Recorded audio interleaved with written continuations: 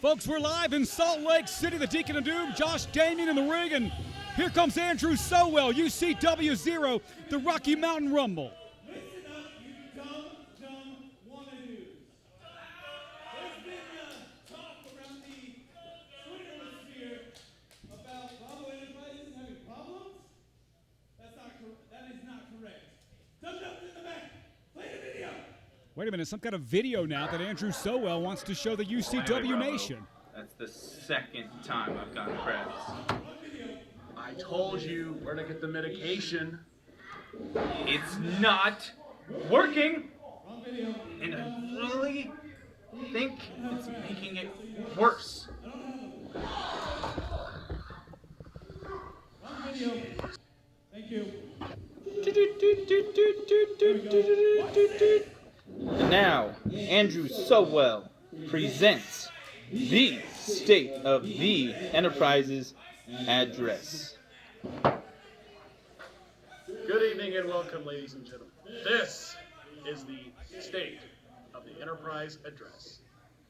Now, for the past several weeks, there have been many rumors and speculations that the Enterprise is collapsing within. Well, I am here to address those rumors, and I am saying right now that they are absolutely false. True. Why? Because Andrew SoWell is just moments away from being the next Ultra X champion. Bravo to that. And on top of that, the Enterprise's newest acquisition, Zack James, has recently Hey, what's won up, guys? the new... What are we doing here? Zach, we are filming the Enterprise address. Bravo Enterprises business. You're not dressed accordingly, and you're late. Yeah, so I'll check this, man. You didn't. What?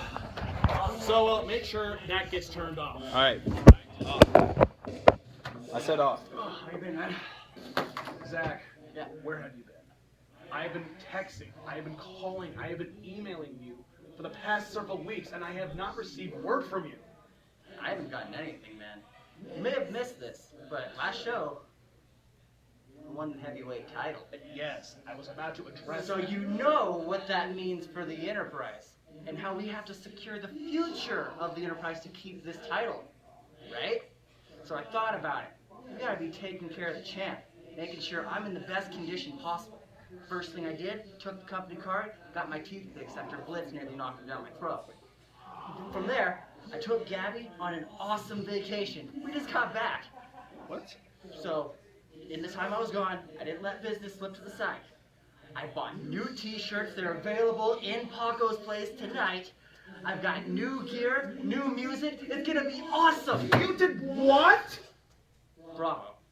Listen, we gotta give the people entertainment. That's These besides... are all great ideas. Zach, that is besides the point. You took hard-earned money from the Enterprise Trust Fund. Bravo. I knew you were gonna be upset. But don't think I don't know who's steering the ship. Who brought all of this together? Dude, I got you this hat. Anyway, I know it's a lot. It's gonna get even better. I'll see you later, man. I got a title match to get ready for.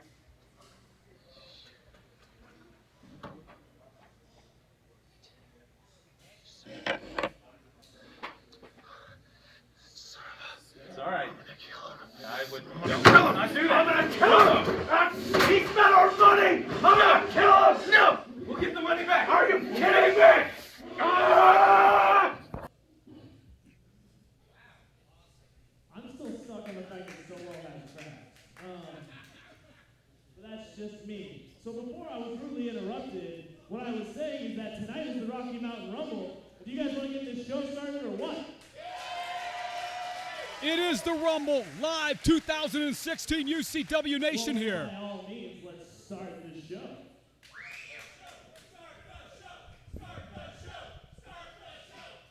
Thank you, guys. All right. Ladies and gentlemen, a quick announcement. This opening contest has a last-minute stipulation change. The loser of this match will be entrant number 1 tonight in the Rocky Mountain Rumble. With that being said, the following contest is scheduled for one fall. Introducing first,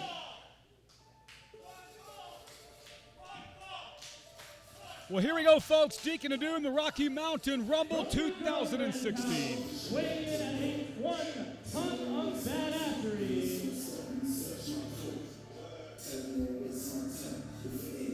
Dante Acosta. Well, there he is, ladies and gentlemen. Dante Acosta, the young man who started here in UCW 0 some 3 years ago. He started out as one of the fan favorites here, worked his way up, turned his back on his tag team partner, and now his new attitude, while it has not gotten him a belt yet, well, he believes it will. And who knows? Dante Acosta.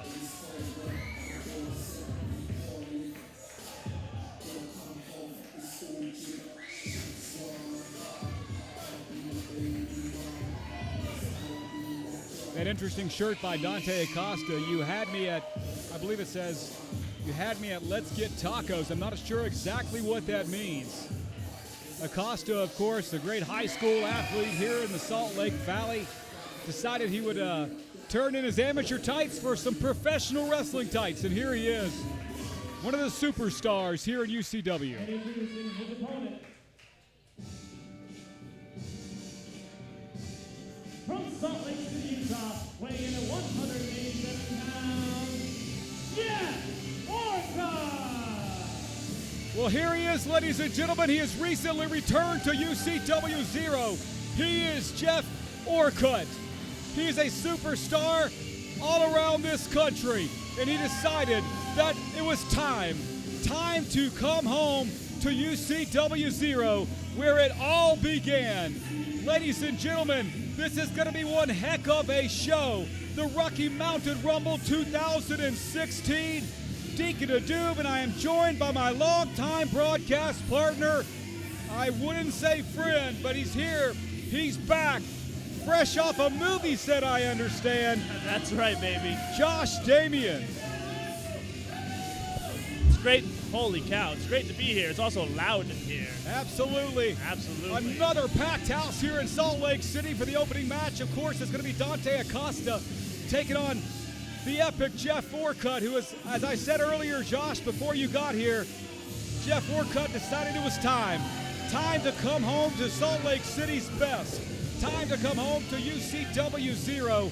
And it was time, said Orcut to me in the back, to reestablish himself as possibly, wait a minute now, Orcut has thrown his jacket and it's caught on the lamp. I'm not sure what to do here.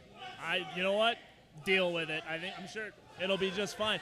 Personally, I'm glad to see Jeff Orcut back in a UCW ring. When I first got started here over 10 years ago, Jeff Orcut was the Ultra X champion at the time. I remember he had to give up his Ultra X championship to UCW CEO Stevie Slick, who, there we go. Thank you, Steven. And the referee calls for the bell, and there it is. Of course, Josh, you're talking about Jeff Orcut, that Ultra X title. Before my time, tell us more. Well, you know what? Jeff Orcut, an Ultra X champion, tag team champion. This guy, as soon as I heard that he was coming back to a UCW 0 roster, I was so excited for this. The first thing that I wanted to do was get back here and start commentating on Jeff Orcut matches. Absolutely, but you got to think that Jeff Orcut has his hands full tonight with Dante Acosta, a couple of bad boys in the ring tonight. A couple of guys who are not afraid to bend the rules and break the rules for a victory in Jeff Orcut and Dante Acosta. Collar to elbow tie-up now with Acosta and Orcut as they battle for position in the middle of the ring. Orcut now that left arm wringer now on Dante Acosta. Acosta trying to fight out of it, but Orcut really wrenching it in right now. You can sit now, takes him down. Nice amateur style move by Jeff Orcut. You know, one thing that I will say is that Dante Acosta reminds me a lot of Jeff Orcut when he was first starting out here in UCW 0. Acosta maybe a little bit more cocky. Orcut at the time was a pretty humble guy with the situation, but both of these guys are gym guys, love working out in the gym. You know, I mean, hey, Orcut and I have talked all the time about the benefits of almond milk. So, of almond milk? Almond milk. Is that some kind of new steroid you kids are taking? I'm not suggesting he's broken the UCW wellness policy. I'm just asking you if you know anything. Why does it have to be steroids? Ladies and gentlemen, great match here in the middle of the ring now. Looks like Dante Acosta, the side headlock on Jeff Orcut, and he is really wrenching that thing in here tonight. Orcut with a with a left hand right to the midsection of Acosta. Shoots him off. Shoulder tackle. Down goes Orcut, but he kips up, and look at the athleticism of both of these competitors tonight. Well, and I'll tell you what, man, it's not like Orcut has just been at home the entire time. You know, Orcut's been traveling the country, doing different things. He's a tag team champion up in a promotion in Washington. The guy's been keeping busy, that's for sure. Absolutely. He's made his name in the Intermountain West, really all over the West. And now he finds himself again right back home here in UCW, the heart of professional wrestling, I believe, in the West. No doubt about it. You got to give it credit right there. Orcut now shot off by Acosta. Wow, look at Acosta keep. And now I tell you what, man, that's exactly what I was saying. Just a little bit more cocky than Jeff Orcut. You got a couple of personalities in the ring here tonight, and Dante Acosta slapping Jeff Orcut, and now that arm drag, and he is really putting the pressure on the left shoulder of Jeff Orcut. I tell you what, man, I mean, Dante Acosta will work that shoulder until it's dislocated, until it's out of its socket entirely. Crowd calling for Jeff Orcut to tap, and of course we know that's not going to happen. This young man has been in a number of battles, and this is a big one tonight. Dante Acosta, Jeff Orcut, live at the Rocky Mountain Rumble. Orcut now with a handful of hair, it looks like. Oh, and a big knee to the midsection of Acosta, and it bends Acosta over. And now you've got to think that Orcut is going to exact some revenge here tonight. Look at this now. Oh, beautiful move, but that knee from Acosta is hurt. You saw that knee of Dante Acosta. That looks like his right knee buckled underneath him. And you've got to know that Jeff Orcut will now begin to work on that knee. And don't get me wrong, Acosta does have an injury history. He has a big history of being injured, but I believe this is the first knee injury that he's sustained. Well, that right knee does seem to be more heavily taped up and supported by some kind of knee brace. And now the crowd beginning to chant Orcut as he picks up Acosta now. Oh, and Acosta finds himself in the tree of woe, Josh. Not a great place to be unless your name is Jeff Orcut, in which case it's a great place for Dante Acosta to be. Oh my gosh. Smart veteran move by Jeff Orcut as he works that knee, that right knee now of Dante Acosta. 2 count by our senior referee, and it's not going to keep Dante down. Not at all. Well, and you know what? This is a great match to start off on the card, and I understand why it's the very first match of the night when you consider that the loser of this match, who's already going to be beat up in the first place, but after that has to be the #1 entrant in the Rocky Mountain Rumble. That is a huge disadvantage. This could either be a great night or a terrible night for one of these men. Not sure if you've run the stats yet, Josh Damian, but has there ever in the history of the Rocky Mountain Rumble been an entrant that has come in at #1 and has finished as the Rocky Mountain champion? You know, I'd like to say that I'm a historian and I could tell you this kind of thing, but I believe the answer is no. I'd have to double check, but I don't think there has been. Well, can't you look on your interweb and the Google and all that? You know, that's not quite how it works, but Dante Acosta is serving up some vicious chops, especially as we are coming up on the 4th of July weekend. Nice reversal by Orcut with that Bolo-style European forearm, but there's Dante Acosta from across the ring with that bum leg. He drop kicks Orcut. And Orcut, though, with a big knee to the midsection. Not a smart move from Acosta, a high-risk move, especially with the injured knee, and it looks like it's not even going to pay off. What is Orcut going to do here? Is Orcut going to go for a second suplex? It looks like it is. He's got him up again for another suplex. And Acosta holds his back and his right knee, and Orcut goes for the pin. And you know what? It's the little things that really make the difference in a wrestling match right here. What you'll notice is that Orcut holds that pin with the injured knee. It's adding more injury to the knee. It's brilliant. It's a brilliant move by Orcut. The wily veteran Jeff Orcut now continues to go after that right knee as Dante Acosta tries desperately to protect that knee. Ooh. Acosta with a chop now. Acosta with a forearm now on Orcut. Shoots Orcut off. Let's see what he's got. Oh, backbreaker, but look at that, Josh, right on that injured knee. Nothing but instinct right there. It's a natural move for Acosta, and Acosta just going straight to the injured knee is going to end up costing him more than it is for the reward. Orcut now making his way up. It looks like he'll be up first, but Acosta, even on that bad knee, and Orcut takes it back down again. Dante Acosta could be experiencing some some permanent damage to that right knee right now, as Orcut has pulled, as you can see, ladies and gentlemen, has pulled down. Look at this. That knee brace. He's Figure going for the four. figure four. Yep. What a move by Acosta, or excuse me, by Orcut. It's being affected on Acosta. Absolutely. We've seen a lot of guys go down with the figure four. And Jeff Orcut has really cinched that figure four in as the crowd begins to chant. Dante Acosta reaching for the Look ropes. at this. Look at this. Can Acosta reverse it? And No go. Orcut brings him back to the middle of the ring. And Acosta will reverse it. No, brings it back around. Dante Acosta desperately trying not to tap as he reaches for the ropes. I mean, how much is it really worth it? I mean, you still, regardless if you win this match, you're still in the Rumble. How much is it worth it to Acosta? Oh, jeez. He's going to be going into this match on one leg. Absolutely right, Josh. I mean, if you're going to be in the Rumble, you certainly don't want to be number one, as Acosta now finally is able to beat Orcut off with his good leg. And Orcut stumbles back to that middle rope. Acosta trying to reach deep down as the crowd begins to chant for Dante Acosta. Look at this now. Acosta lifting him up. He's got him up. Oh, what a move by Acosta. This could be it. And Orcut kicks out on two. Wow, do you believe that fight in Dante Acosta, Josh? I think at this point it's got to be all adrenaline. I don't know how else Acosta can be going. But trying to get the crowd behind him here. Loses the elbow pad. Look at this now. Oh! Beautiful execution move right there by Orcut. Going now for the pin. Modified suplex into a power bomb.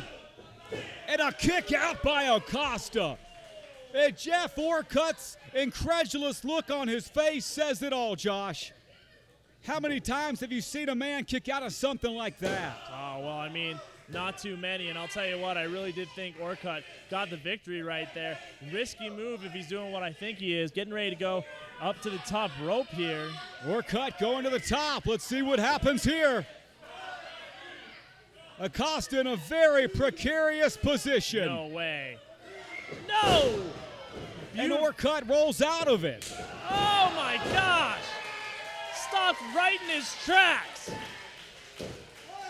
He may have knocked Jeff Orcut the Epic out with that super kick. Acosta now reaching deep down. Can he make the pin, or is it too late? And that will, a kick out by Orcut. Just wow. a 2 count right there. The crowd starts a "that was 3" chant, thinking that this match was over and that Jeff Orcut would be the #1 entrant to the Rumble. Not today. Fans getting their money's worth in the first 10 minutes of action here in Salt Lake City. Rocky Mountain Rumble 2016. It's Orcut and Dante Acosta. Oh my gosh! I don't even know how Acosta is still standing after that shot.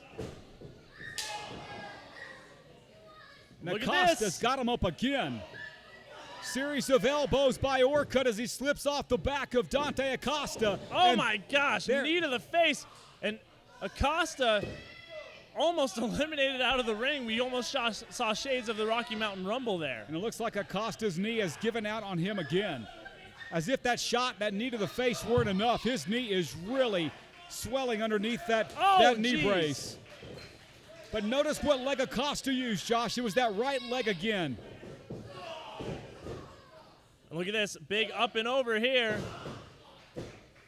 And again now, wait a minute, Orcut's rolling him up on that bad knee. Wait, Orcut's got the rope.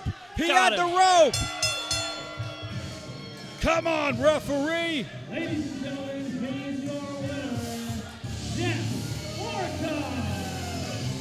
Well, the epic Jeff Orcut steals one here tonight, but I guess the bigger story right now, Josh Damian, is that Dante Acosta is the #1 entrant in the Rocky Mountain Rumble, and I'm not sure he can walk. Do you know what? It's overall, just a solid performance from both men, but at the same time, you got to know when to stop. You got to know when you've been beat. And honestly, Dante Acosta should have accepted the pin or should have tapped out a long time ago. He's got a long recovery period ahead of him. And guess what? He's not going to recover in time for the Rumble. Absolutely. You know, the Rumble is only just a few, well, half an hour away or so, or maybe an hour, but Dante Acosta's got to ice that knee. He has got to find a way to get into the Rumble. He has got to find a way to dig deep down if he wants any chance to win the Rocky Mountain Rumble. Folks, it has been a great opening match. We will be right back after this commercial break with more wrestling action live from Salt Lake City.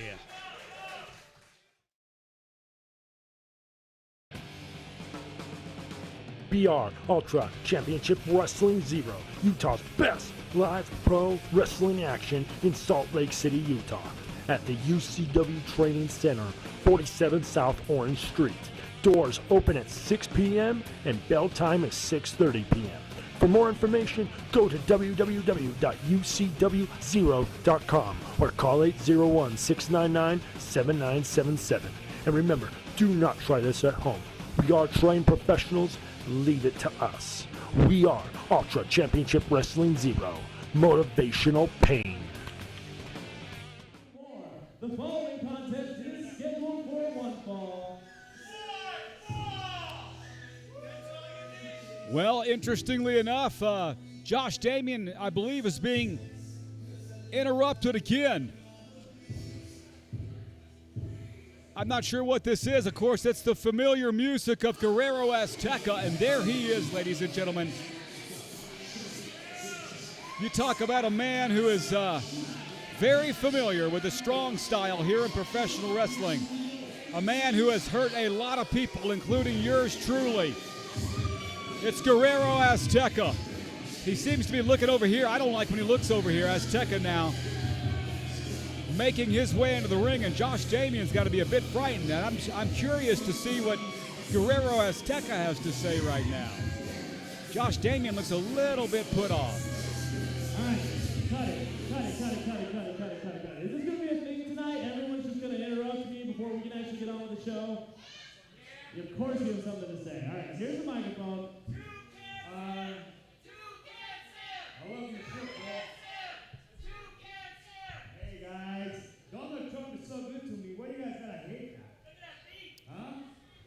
Anyways, I should be already a heavyweight champion. My time should be already here, but I know I'll be on the way. I make sure I take the right people in the back, and I talk to the right guy that tonight should be competing for the heavyweight title. Guerrero Azteca saying he should be competing for the heavyweight title. I really don't care, but you guys know I'm a Mexican with class. So.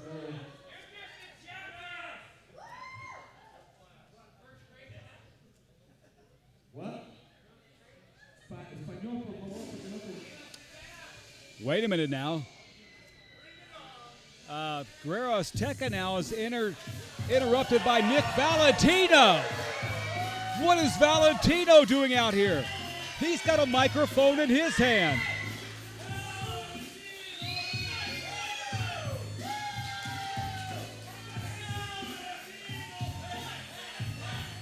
Nick Valentino, leader of the Hate Crew here tonight, as he walks around that ring, and you've got to wonder what he's got on his mind. All I heard shut the hell up. Oh my goodness, come on, Nick.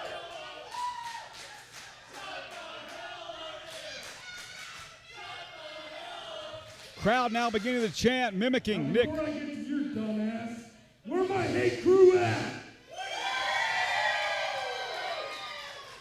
So you want to be in my nest tonight? Hey, I'm talking with a drunky boy right here. Look at old fatty boy you really are.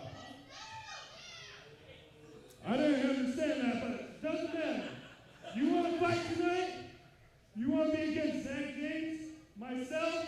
Let's make it a triple threat. I'll beat your dumbass, and I'll beat his dumbass. You want to do a triple threat? You guys want to see it? Valentino calling for a triple threat match here live tonight at the Rocky Mountain Rumble show. Crowd now echoing Valentino. Oh, wow. I think it's going to be on, ladies and gentlemen. Go ahead and hit my music again. Nick Valentino asking for his music to be hit again. They're not going to hit it.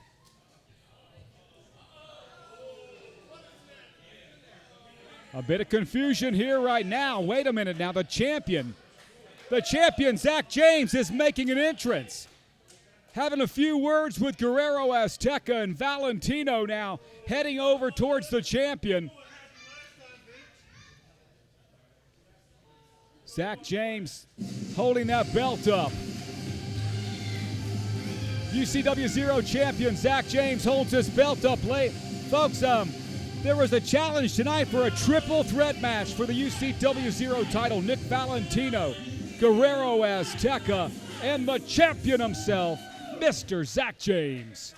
Let's go back to the ring and Josh Damian. Apparently open mic night. I don't know what else to call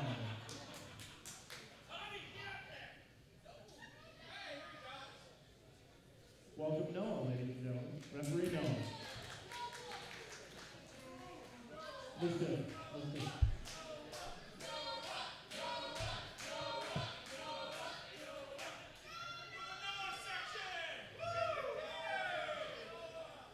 It's nice of you to invite your family here tonight. Ladies and gentlemen, the following contest is a Texas Tornado Tag Team match.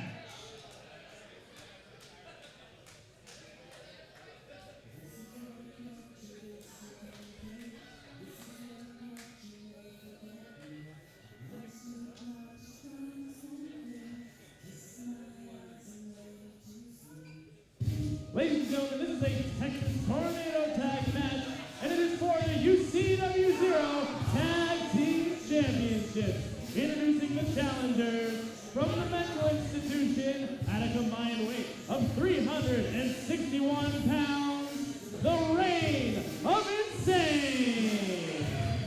Well, Bronson and Cade, the former tag team champions here in UCW Zero, want nothing more than to win those belts back from the Insane Asylum. Bronson now makes his way around the ring. There they are, that familiar stance from the former champions tonight. Texas Tornado Tag Team match. And they are going for it all once again. Cade, Bronson, Reign of Insane, but they got their work cut out for them. And introducing the champion, hailing from Pocatello, Idaho, and Longview, Texas, at a combined weight of 448 pounds. They are your UCW Zero Tag Team Champions, the HR Nightmare. Folks, you want to talk intensity. You want to talk bad boy. You want to talk two dudes who will do anything, stoop to anything, to continue to be your tag team champions. It is the HR Nightmare. And now, wait a minute, the beatdown begins on Big Vig. Look at this. Oh my goodness, Jason Jackson comes thundering down. But Big Vig, I mean, he hit that steel post, and he hit it pretty hard. And Bronson comes down and clotheslines Jason Jackson onto the concrete floor. It looks like the Reign of Insane means some serious business tonight, Josh Damian. I tell you what, I couldn't jump out of there fast enough, but this is the Texas Tornado Tag Team match. Anything goes in this point, and you know what? No tag-ins. It's all four men against each other. Wow. Excuse me, 2-on-2. This is going to be one heck of a match, as the Reign of Insane have already announced their presence with authority here tonight by ambushing the HR Nightmare on the outside of the ring. But here comes the Longview Texas pit fighter himself, Big Vig, and he's stomping away on Bronson. And now he exits Cade from the ring, and boy, did Cade hit the concrete hard. Oh, and I'll tell you what, man, I mean, Big Vig is not the guy you want to mess with. This is the guy that wrestles alligators just for fun. and I would assume protein. Oh my, a big suplex by Jason Jackson. And Vig with a big splash. That could be it. That could be it. Retain the titles right here. And no. Cade interrupts referee Noah, but look at that. Look at that enziguri by Kid Cade. Cade now pounding away on Big Vig. And Big Vig looks like he's going to take some punishment now by two guys. Again, Josh Damian, Texas Tornado rules. This is totally legal. Yep, 100% legal. And the thing you got to remember is that both of these teams have been tag team champions in the past. It's not like this is just two new tag teams going at it. These guys have probably the most experience in the locker room, with maybe the exception of the 801 district. And now it looks like Jason Jackson has made his way back in, and he exits Bronson, and now it looks like it's going to be Kid Cade who may be experiencing a little bit of the pain from the HR Nightmare. The champs now continuing to pound away on Cade. Big right hands by the Texas native from Longview. And a big clothesline. Here it comes. Oh, man, that European uppercut. And boy, did it send Cade come crashing down to the mat. HR Nightmare now firmly in control. Jackson, big splash. Looks for the cover here, too. And Bronson gets into the match and takes out, well, at least attempts to take out both men. Big Vig now has got Bronson, and he is in a precarious position, but he gets out of the way. And Jason Jackson just drop-kicked his own partner. Jackson going to check on Big Vig, and that may have been a mistake. Cade now from the top. Whoa! Beautiful suplex right there. Or not even a suplex, it was a neck breaker. From the top rope, Cade comes down with that neck breaker. And somehow Jason Jackson kicks out of that one. Look at this now. Cade taking it out all on Jason Jackson. Big Vig is still out on the outside here. Bronson continues to take it to Big Vig, now Big Vig pushes Bronson down with all of that strength. And look at this now, Jackson in the ring. Oh my gosh, big slam right there. And that's the best part about this match, is that the referee has to keep constant eye contact on all four competitors. A pinfall could happen out of nowhere. And Josh, how you keep order in a match like this is just, well, frankly, it's quite impossible. Well, I think the best thing is that we have to really think about the UCW Zero Board of Directors. It's a good group of people out there, especially those of us who are running it. It's a good group. Those are the people. And look at this. Speaking of, there's only two men in the ring now, and two other men have completely left the building. Folks, it looks like they might be out in the parking lot. I'm not sure where they went. Speaking most specifically about Cade and, of course, Jason Jackson, who knows where they are. And that series of uppercuts just makes Bronson go down and out. Might as well have been 1 tequila, 2 tequila, 3 tequila floor. Who knows where they are, but I know where Bronson is, and he is taking a trip right now on Dream Street. If he's not careful, he'll be out. Look at this! Great execution by Bronson, smart enough to realize where he was in position to the ring. And look at this big close. Uh-oh. Oh, man! That will do it, ladies and gentlemen. That will do it. Big Vig just treated Bronson like he was a dead deer. And Bronson kicks out of that one somehow. That's how he does it. He grabs a deer, and then he breaks its neck just like that. A deer? A deer. It's venison. It's delicious. You telling me you're a hunter now, Josh? Oh, no. I strictly buy it, but, I don't hunt it. That's just not up to my standards. Big Vig now has Bronson up. Let's see what he's going to do here. Hey, wait a minute. And Jason Jackson just came rolling out from the entranceway via Cade.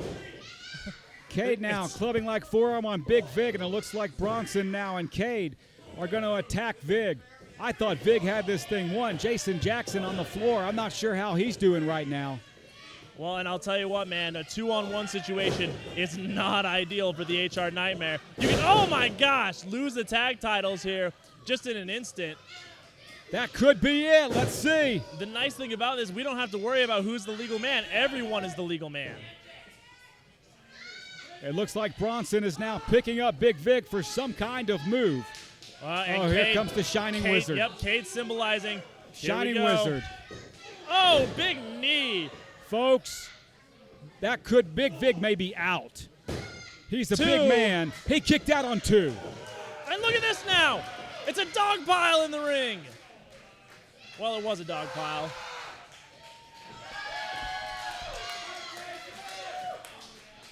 Jason Jackson looks like he's getting ready to deliver some serious pain. Clothesline to Bronson, clothesline to Cade. Wow. What else and has he here got?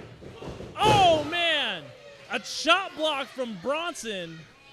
And boy, he really hit that knee of Jason Jackson. You know, something that I will say, not a lot of people know this, but Bronson absolutely loves fantasy football. Fantasy football, he is huge. Bronson? He helped me win my league 2 years ago. Come on, Bronson? That's where he got the chop block from. Where else would he get it I from? picture him in a straitjacket in his cell most of the time. He's a genius. He knows fantasy football like no one else I've ever talked Listen, to. there's a fine line between being a genius and being insane, all right? I think we know where that line Why is with can't Bronson. it be both? Why aren't all geniuses just insane? Wait a minute now. Big Vic showing some... Oh, boy. Oh, my gosh. Double powerbomb suplex. Wow, did you hear that? You got to worry about Big Vig on that one, who has a history of bicep injuries. Absolutely. And Jason Jackson, of course, was on the top of the tower. So he really took the brunt of the blow on that one. But all four men now are down in the ring. And we'll see if anybody can get up. And now referee Noah starting that 10 count. He's already up to, I can't see what he's at right now. The FAA might have needed clearance on that one. Absolutely. Oh my gosh, just a chop to the, or not a chop, but just a hit to the midsection right there. Cade doing anything he can to try to fight back right now. And Big Vig is going to be shot off the ropes by both Bronson and Cade. Let's see what they give him. Uh-oh. Oh my God, he broke through the clothesline. Big Vig ran right through the double clothesline and delivered a double clothesline of his own. Tell you what, man, I mean, Bronson and Cade coming in tonight, weighing in at about 360. You know, Vig is not 360, but he's pretty dang close. I bet he's 260. Oh, there's that black hole power slam. Black hole power slam. And that could be it. And why Vig did not cover Cade at that point, I don't know, Josh. Okay, it's not just about retaining the titles. It's about revenge at this point. Remember how earlier both men tried to take out Vig. Bronson saying something now. Vig pushes him off. Bronson hits the ropes. Another black hole slam on top of Cade. Unbelievable. This could be it. Vig flexing right here. It is over, ladies and gentlemen. It is over. Ladies and gentlemen, here are your winners, and still UCW 0 Tag Team Champions, the HR. Wait a minute now, wait a minute. Here comes Jeff Orcut and somebody, I'm not sure who the other guy is. Jeff Orcut has come out here. He's got some kind of friend or partner with him. And they have cleared the ring, ladies and gentlemen. They have cleared the ring. And Jeff Orcut's calling for a microphone.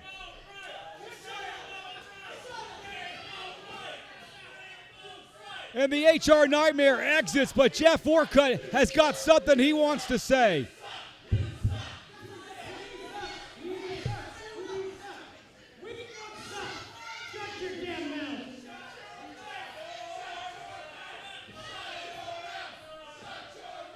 Crowd now chanting, shut your mouth, shut your mouth. If you can all shut up for 5 seconds, I can tell you. I don't think the nation shuts up for anybody. You see, last month, I told everyone, at the Rocky Mountain Rumble, you're going to find out exactly who I am. I think we know who you are, Jeff Orcut. Hold on. Plot twist. You're not going to find out who I am. You're going to find out who we are. Who we are? Very interesting. Let me tell you about who we are. You see, we're not entertainers. We're not performers. We are athletes.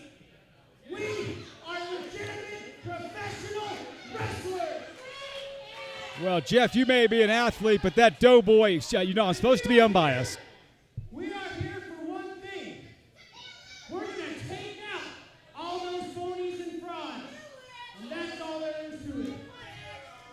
Memory is key. And if memory serves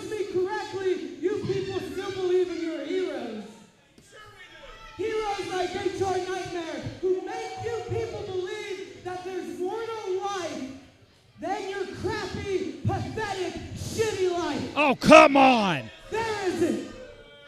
We're here to do one thing. Kill everything. We're here to kill your dreams. We're here to kill your heroes. We're here to kill every part-timer and once-a-monther in the back who can't tie our international boots. We're here to kill the director. And we are a cancer that is here to kill UCW. Well, ladies and gentlemen, there you hear it. I guess they're getting word from the back. They're calling themselves No More Heroes. That's Adam Reyes in the ring right now with Jeff Orcut. I'm getting word that's Adam Reyes. No More Heroes. They are a formidable tag team here in the Intermountain West. All over the West, they have won multiple titles. I now understand. They have said they are here to kill everything in UCW 0. Not sports entertainers, not performers. They are athletes, professional wrestlers. They are the new cancer here in UCW 0.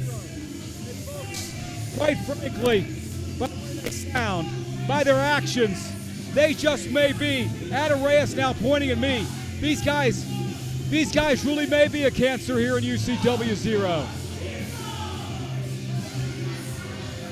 Folks, we'll be right back after this commercial break with more professional wrestling.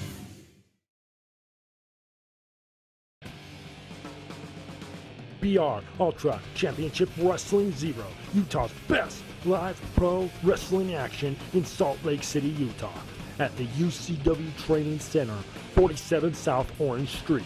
Doors open at 6 p.m. and bell time is 6:30 p.m.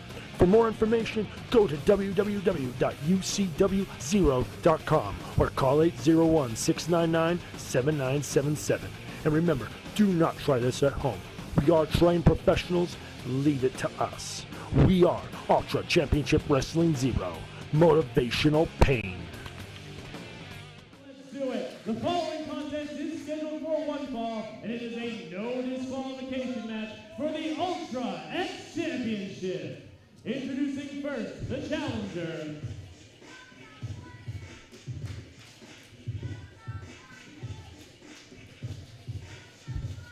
From Los Angeles, California, weighing in at 281 pounds, being accompanied by Jason Bravo, Andrew SoWell. He calls the fans wanna-dos.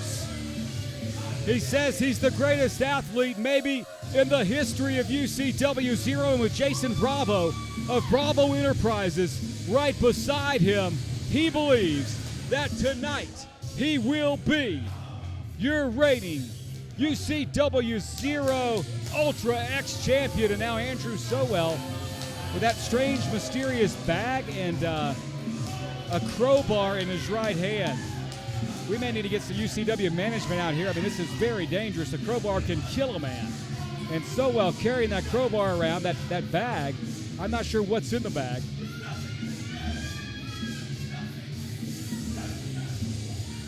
SoWell weighing in at 281 tonight from Los Angeles, California.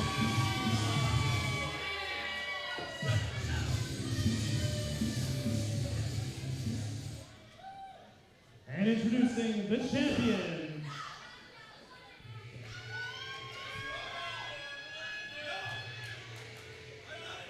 From New Orleans, Louisiana, weighing in at 207 pounds, he is the Ultra X champion, Braydon Austin. The Raging Cajun himself, Braydon Austin from New Orleans, Louisiana, coming in at 207 tonight. He is outweighed by Andrew SoWell in the ring, that's for sure, but we've seen Braydon Austin in so many incredible matches. He is a great athlete, and he is here tonight to once again take home, retain that UCW 0 Ultra X Championship match. Again, ladies and gentlemen, wrestling fans, this is a no disqualification match. That means anything goes, and you've got to wonder if that crowbar is going to play any kind of, well, any part in this match now. As Braydon Austin standing on top of that mysterious black bag with a crowbar on top of it.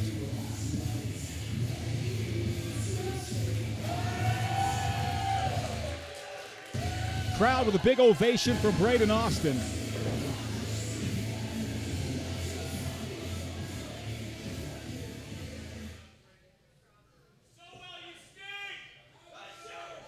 Crowd now giving Andrew SoWell a little bit of lip right now. SoWell will have none of that. Chanting, SoWell sucks, SoWell sucks, SoWell sucks, and Braydon Austin now getting ready for this big match. Referee Phillip in the ring, and he calls for the bell, ladies and gentlemen.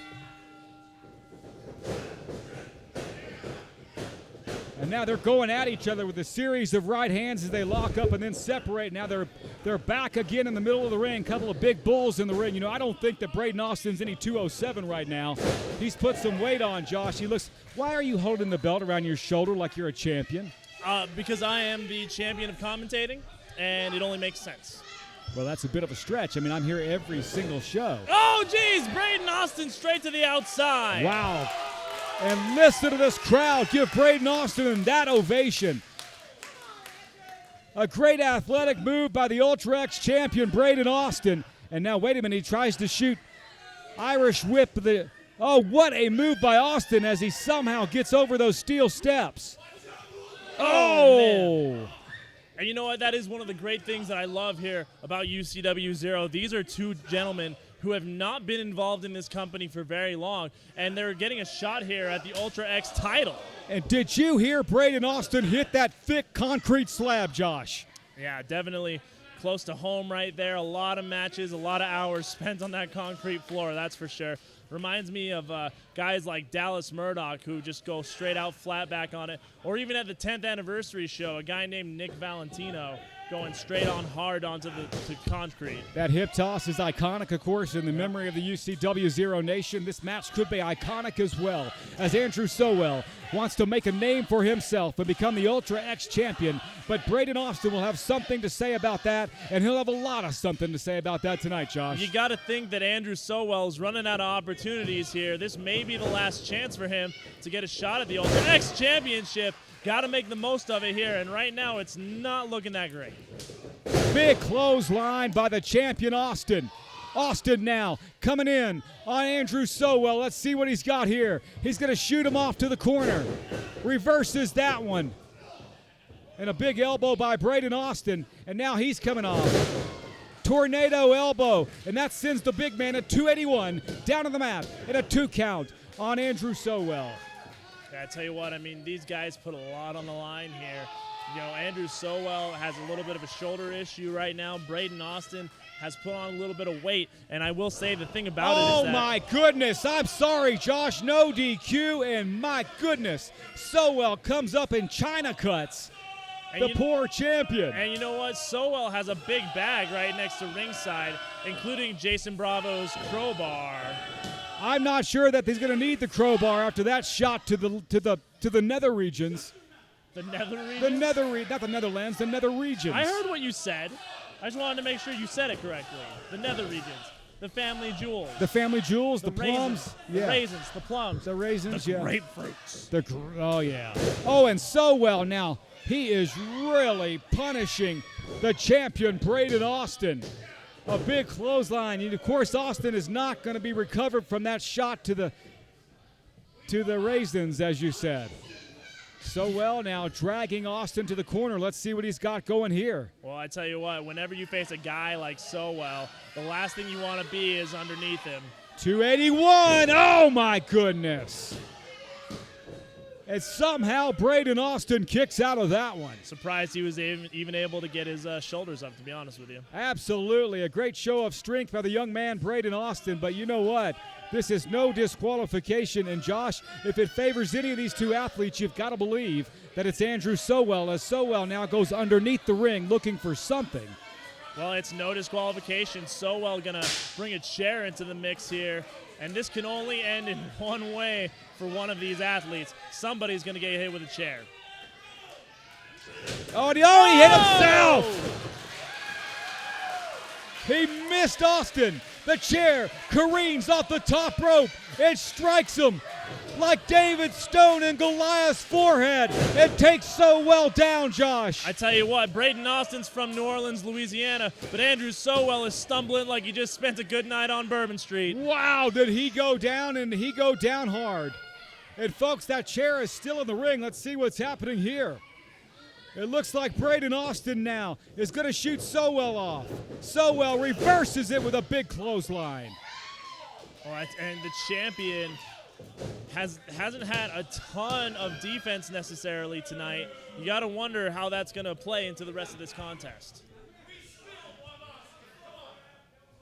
SoWell, now slowly and methodically paces around the ring, measuring Braydon Austin, trying to figure out what he wants to do next. It looks like Austin seems to be at his mercy right now. It's like there's an alley cat playing with a house mouse. I rhymed, Josh. I heard. I'm proud of you. SoWell now picking up Braydon Austin. What's he got going? Samoan drop, and oh my goodness, he planted Braydon Austin. SoWell believes that's it. Let's see. A 2 count again on Austin. I tell you what, man, SoWell has wanted this title so bad, a lot more than a lot of guys want a championship match or a championship belt. One of the things is that, you know, there are some guys who are just content with getting a paycheck. SoWell, not so much. SoWell wants this title. He wants to be on the card every single time. He wants this really, really bad. And that's one of the ways. We got a lot of guys in the back who want to make a name for themselves, be superstars, be main eventers, and Andrew SoWell, of course, is one of those. Josh, that mangled steel chair still in the ring. And what was the deal with that video earlier, though? The state of the Bravo Enterprises address, or whatever it was called. You know, you saw it as well as I did. In fact, you saw it better. I was out of position at that point. SoWell now picking up. He's got him up again. Let's see what's going to happen here. Oh, and Austin could counter out of this, but he's not going to be able to. The champion might be on Dream Street.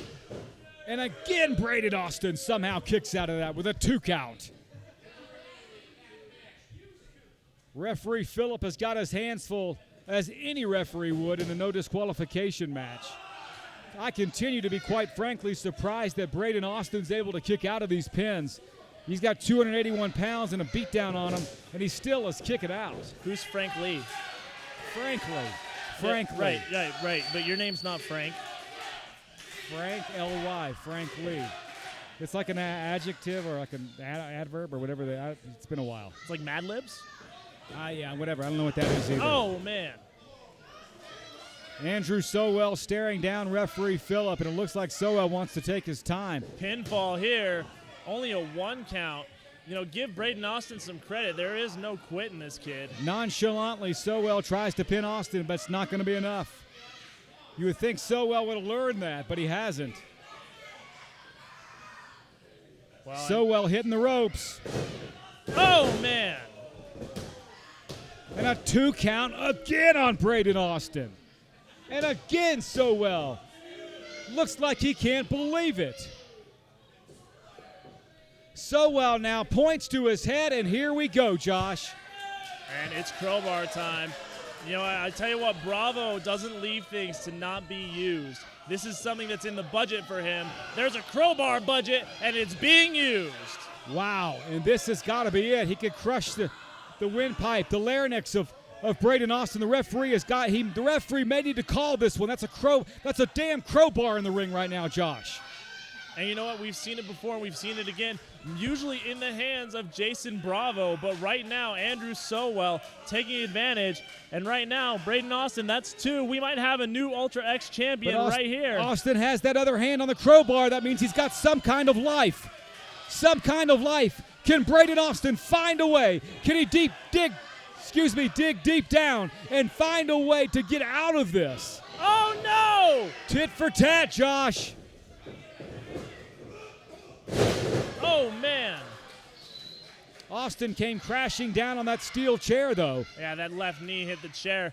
We'll see how that affects him throughout the rest of the match, but SoWell just got hit in the SoWells. And now it looks like both competitors are down. Braydon Austin now finds himself outside the ring on the concrete. Well, and Andrew SoWell is going to go back to that bag. Everyone wants to know what's in that bag. SoWell now unzips it. He has got a... It's a pipe. He's got a steel pipe. I don't know if that's a pipe. Oh no, it's a bat. He's got a. Is it a bat? Looks like a kid's bat, but. Wait. Oh no! SoWell, you got to turn around, buddy. I don't think you want to turn around. This isn't going to go well for SoWell. Oh boy. I think that Austin's bat is bigger than SoWell's bat. Size matters here tonight, Josh. It's not the only time. I'm not sure what you mean by that. Oh, geez. And now SoWell getting out of the ring, but look who's not far behind him. Wisely, he gets out. Oh, jeez. And he's got, wait a minute, no. Oh, that's a barbed wire baseball bat. SoWell has got to be bleeding now. Oh! And SoWell is down. Man, did he get hit. This could be it, and it looks like SoWell has been busted open by that barbed wire bat. Yeah, there it is, that crimson mask now beginning to flow. And it looks like Austin's got something else in his hands right now. No, he didn't. That's his gloves. I apologize. SoWell has been torn, battered, and beaten. He kicked out on 2. On a 2 count, not enough to take out SoWell. The barbed wire bat definitely did some damage, but that man, well, although he's not standing, he's definitely not out. Austin now setting up Bray. Oh, Wait a no. minute. Oh, boy. SoWell, see you later. Oh, a choke slam to Braydon Austin. Could the title be changing hands? Surprised that SoWell had the strength to pull that off. SoWell screaming at our referee, Phillip, it was 3, but clearly it was 2 and another 2 count. As SoWell continues to profusely bleed from that shot, the barbed wire bat to his forehead. It almost looks like the blood has angered this giant, Josh. Well, I tell you what, I mean, no one likes to be hit in the face with a baseball bat, let alone one covered in barbed wire. Absolutely. You wouldn't be a little upset? Well, it would never happen to me. I mean, I wouldn't be in a no DQ match. No way. Oh, geez.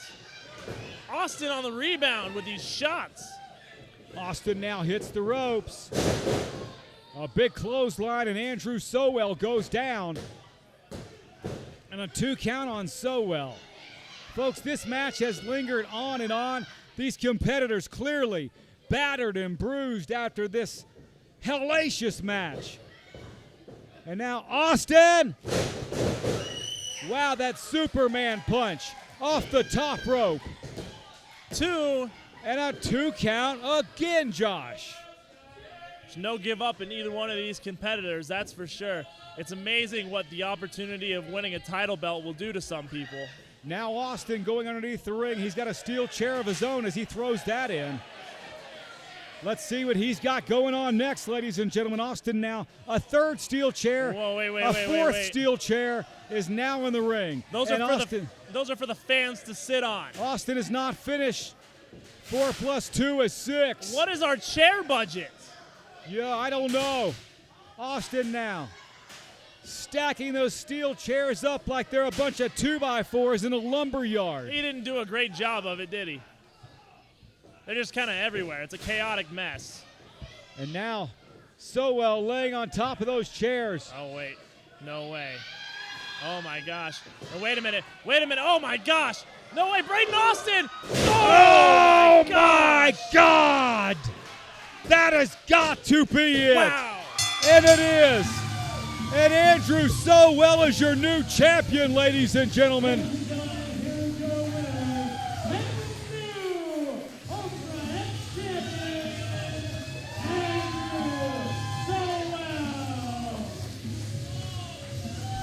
The big man from Los Angeles, California, has won his first belt here in UCW 0. He is your new Ultra X champion. And referee Phillip now checking on Braydon Austin. We have got the sign. We've got to get some help out here. Braydon Austin with a power bomb onto those steel chairs. I'm not sure if he needs to lay down. We need to get some medical attention out here for Braydon Austin. Folks, he really hit hard. One of our referees, Noah, coming out.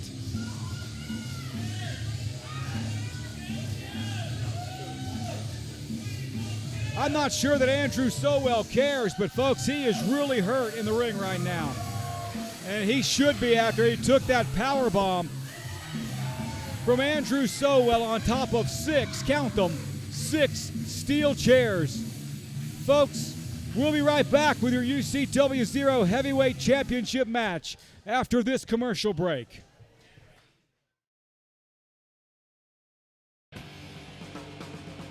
BR Ultra Championship Wrestling 0, Utah's best live pro wrestling action in Salt Lake City, Utah, at the UCW Training Center, 47 South Orange Street.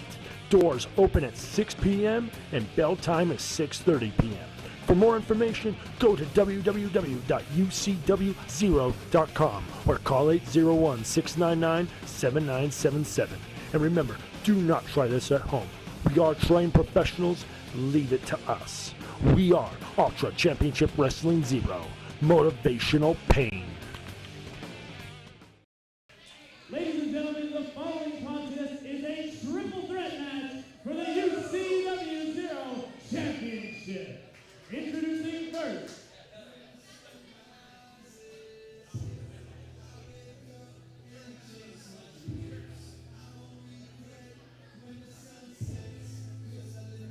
from Mexico City, Mexico, weighing in at 256 pounds, Guerrero Azteca! You want to talk about tough, you want to talk about mean, but you want to talk about somebody who can flat wrestle and lay some fist into your teeth. It's the big man himself, Guerrero Azteca.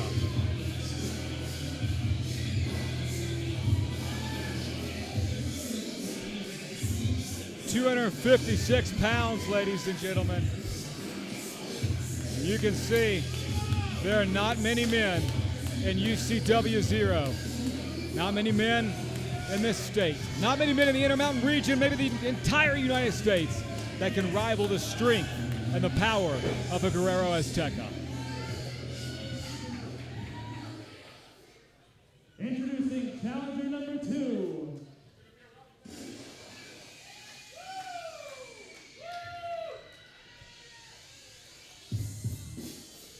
From Ogden, Utah, weighing 204 pounds, Nick Valentino. There he is, ladies and gentlemen. The crowd erupts for Nick Valentino. The Hate Crew in full force here tonight. Could Nick Valentino come away with that UCW 0 Championship belt? Or will it be Guerrero Azteca? Or will Zack James, your UCW 0 champion, retain the gold here tonight? Only time will tell as Valentino enters into the squared circle.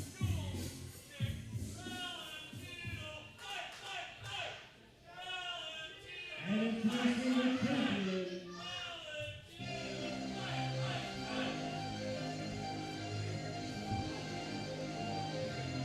from Salt Lake City, Utah, weighing in at 193 pounds, he is the UCW 0 champion, Zack James. Ladies and gentlemen, I have said it before, I will say it again, I will say it till the day I die. I believe Zack James is probably the greatest pound-for-pound pure athlete that has ever set foot in a UCW 0 ring. And of course tonight, he is flanked by, well, by the president, commissioner of Bravo Enterprises, Mr. Jason Bravo himself. I thought that was a Donald Trump hat, but ladies and gentlemen, I was able to read it when he came out. Make wrestling great again. We will see about that.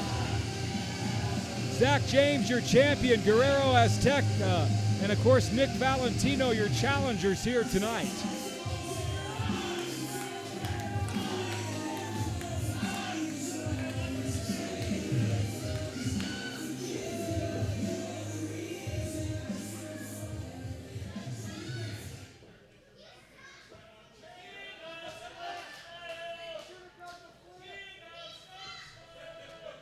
Referee Noah now holds the belt up. Again, triple threat match here tonight, ladies and gentlemen. All three competitors, Valentino, Azteca, and of course your champion, Zack James, in the ring.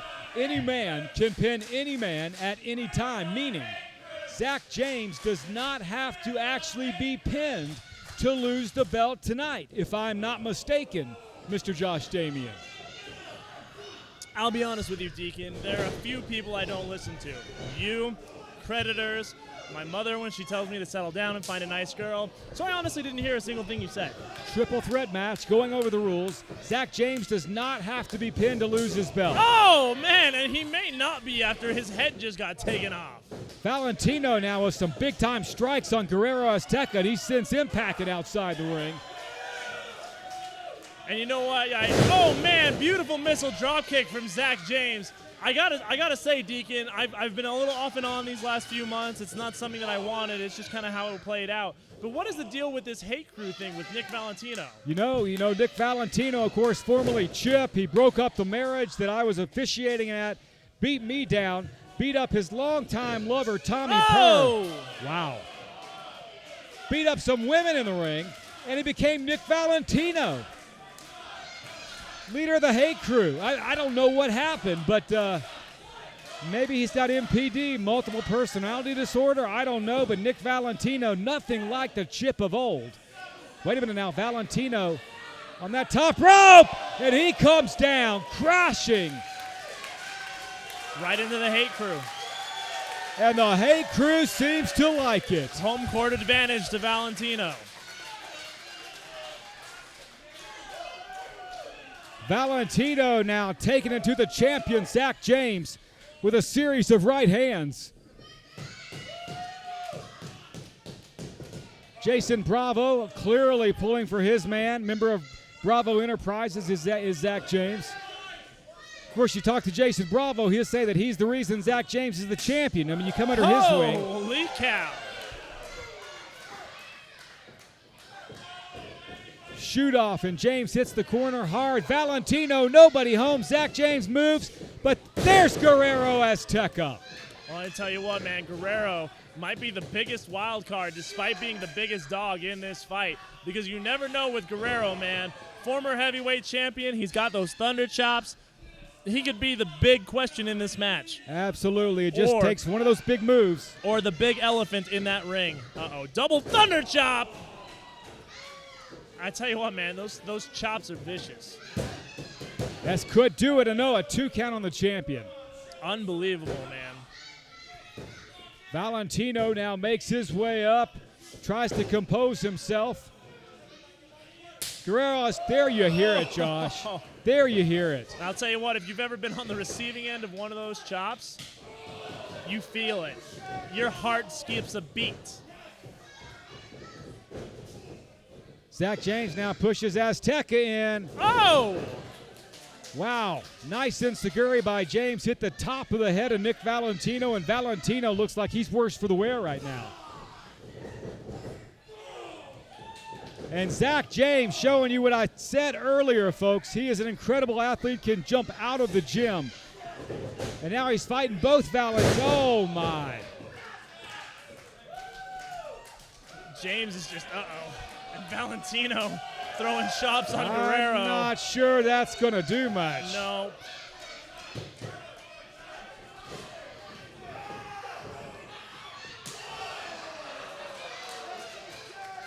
Valentino takes a second banana chop.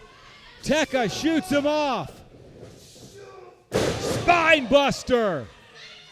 Oh my goodness, now I think Tech ought to pin him right now. Wait a minute, what is Jason Bravo doing? Bravo a little too close to the action, and now Bravo's got Valentino.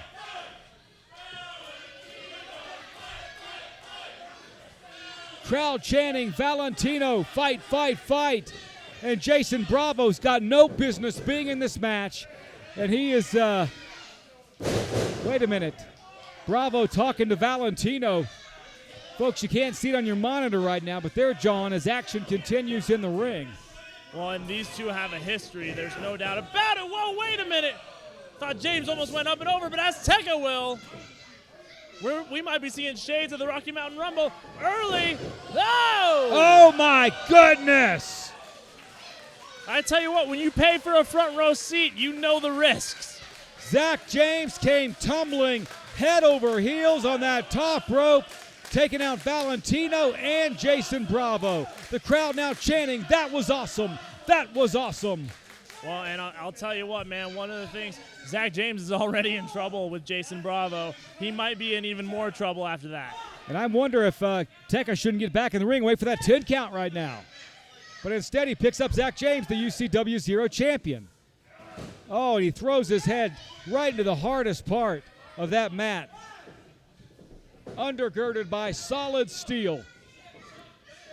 And now he's picking up Zack James. Oh! And you know what? Andrew SoWell now coming out to check on Jason Bravo. SoWell with that head taped up after he took that barbed wire to the head. How's it going, guys? It's not very nice. I said positive things about you earlier. And now Zack James showing why he's just an incredible technical athlete, technical wrestler. Look at that, my goodness. And now he's got Azteca up. Looks like he's going for it. Oh, and there's Valentino coming in. Are they both going to suplex the big man in the ring? Let's see what happens. No, he reverses it. Azteca Guerrero with that incredible strength suplexes both James and Valentino, and now he goes over for the pin on your champion, Zack James. And a 2 count on James.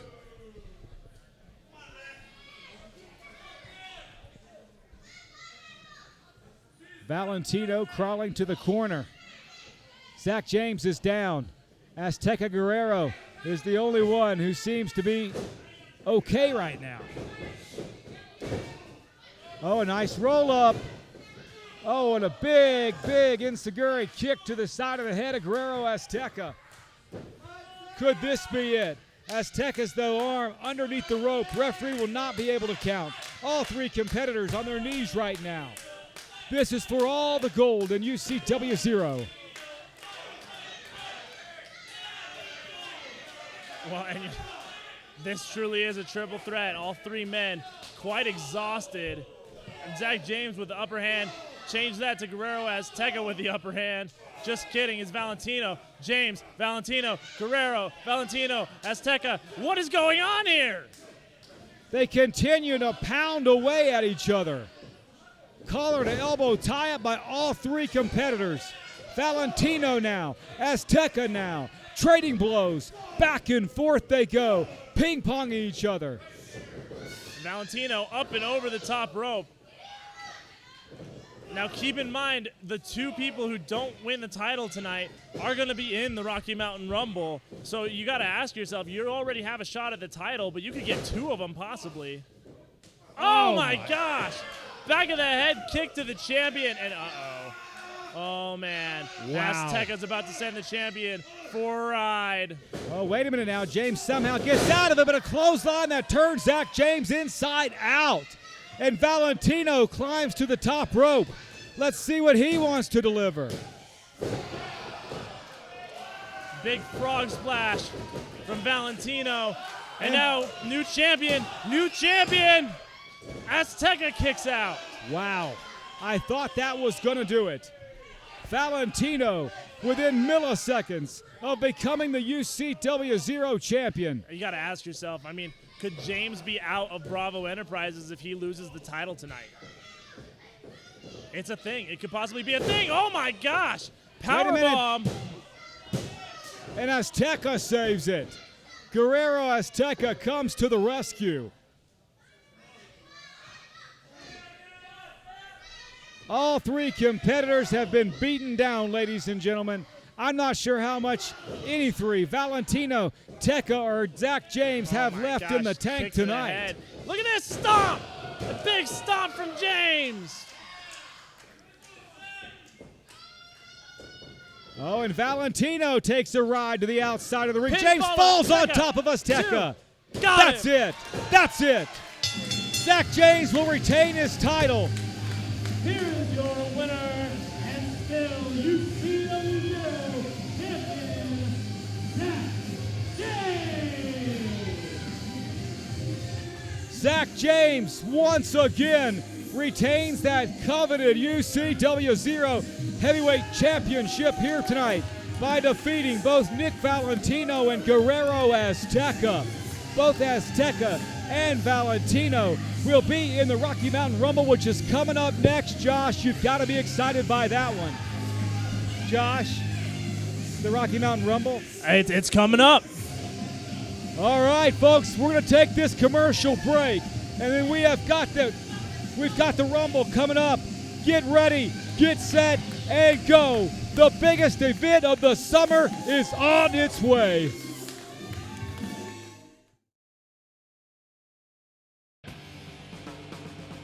BR Ultra Championship Wrestling Zero, Utah's best live pro wrestling action in Salt Lake City, Utah, at the UCW Training Center, 47 South Orange Street. Doors open at 6 p.m. and bell time is 6:30 p.m. For more information, go to www.ucwzero.com or call 801-699-7977. And remember, do not try this at home. We are trained professionals. Leave it to us. We are Ultra Championship Wrestling Zero. Motivational pain. Ladies and gentlemen, at this time, please welcome my new commentary partner for the Rocky Mountain Rumble. He just retained the UCW Zero Championship, Zack James.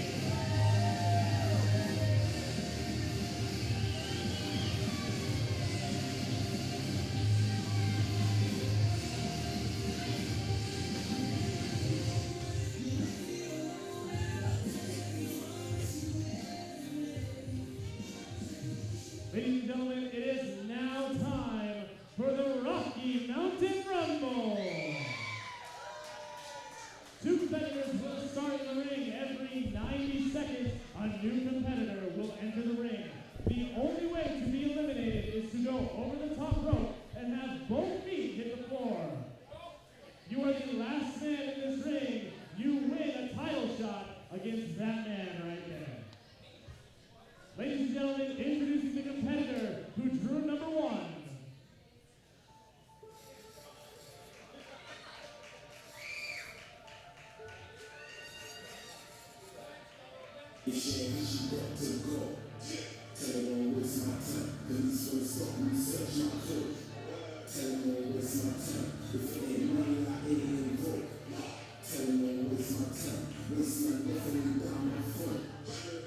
Dante Acosta.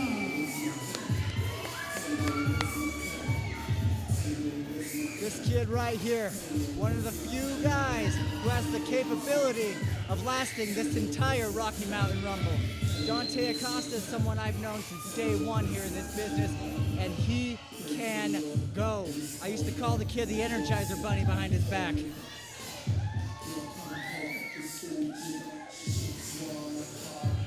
definitely got his own style, walks the beat of his own drum.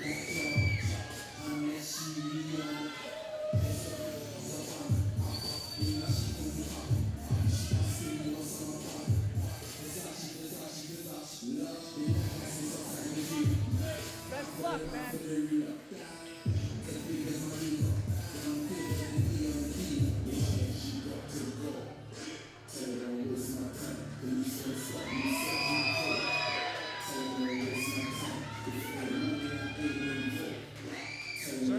some praise, especially from the female audience here in UCW. And introducing the competitor who drew number 2.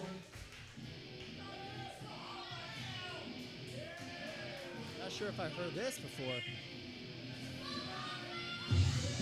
Gabriel Whoa! Azteca. Unbelievable, ladies and gentlemen! After years, the return of Gabriel Busan! This dude is amazing. Absolutely elastic the way he bounces around this ring. Ugh, so quick. We are in for a treat, and this Rumble is just getting started. As my colleague now is coming up to join me. How's it going? Hey, I was just telling these fans, we've got Dante Acosta, who's the Energizer Bunny, and we've got bouncing, crazy, haven't seen this guy in years. I wonder if he can still fly, Gabriel Busan. You're exactly right. He's done pretty well for himself. And I'll tell you what, Zach, welcome to the commentator's table. There's energy drinks under there. There's a bottle of water under there. If that's something you're interested in, feel free. Make yourself at home. Gotcha. And you want to go ahead and ring the bell for me. And this thing is now started as we are going into the Rocky Mountain Rumble. Rules are pretty simple. Every 90 seconds, a new competitor will enter the ring. With that being said, the only way to get eliminated is to go over the top rope and have both feet hit the floor. Zach, you know a little something about this match. You've been in plenty of them. Absolutely. I'm a little disappointed that I don't get to participate in this year's Rocky Mountain Rumble. Last year, I lasted to the top 3. Well, and you know what? It's paid off as you are now the UCW champion. Do you prefer the UCW heavyweight champion or just the UCW champion? UCW heavyweight champion, man. There you go. That title. Guys want to try and take that away from me? I'll still put him down. And great little bit of athleticism here from Busan and Acosta. Wondering about if earlier how much the knee is going to affect him here in this contest. I know you were watching earlier the match between him and Orcut. He really put a lot on the line with that knee. Absolutely. I mean, you watch now, he's keeping that leg as far away from Busan as he possibly can. Mm-hmm. Now, let me ask you this. You've had a few injuries in your career. You and I started around the same time. I started ring announcing. You started wrestling. SCM. SCM, there you go. How big do injuries affect you in this ring? Injuries are just something that everybody deals with regardless of what sport you're in. Whether it's wrestling or anything else, you just got to get back up. And especially in wrestling, it's how many times you get back up. Right now, this match is a perfect example of that. All about survival. The competitor who drew number 3, Bronson. Certainly getting the young guns out here early. Perhaps the only guys with the cardio to keep up. Well, and now we have 2 former champions in the ring, 2 former heavyweight champions. And you know what? It looks like, we're going for an early elimination. Yeah, great job. Might want to turn around, idiot. Oh, in the face. And you know what? Busan, who hasn't been in a UCW ring, I feel like it's been a couple of years at least. I believe at least 2 years. It looks like he hasn't lost a step on the way, I'll tell you that much. Absolutely. The guy's still as agile and through the air as ever.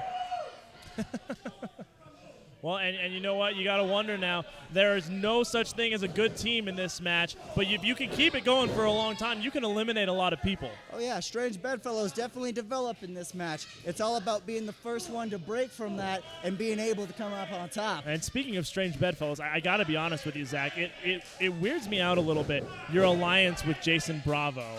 Are you What's weird about it? It's not of your character, to be honest with you. Especially, you've had a lot of matches against Bravo, so to see you and him kind of siding together, it's unusual for me. And that's understandable. I've had a lot of people approach me about this, and I'm sure you've got the history of UCW. Sure. You know that Bravo and we beat the crap out of each other for a better half of a year. I mean, we had the first blood match, the cage matches, nonstop over Gabrielle Arce, my girlfriend. Yep. But you know what? That was at a time I was very young in this business, as was Bravo. Yep. We beat the respect into one another. And there was a time, a couple months back, I was disheartened in this. So Bravo made me an offer I couldn't refuse. The competitor who drew number 4. Wait. What do we got here? Tommy Kerr. A little bit of a Harley Quinn tribute going on here.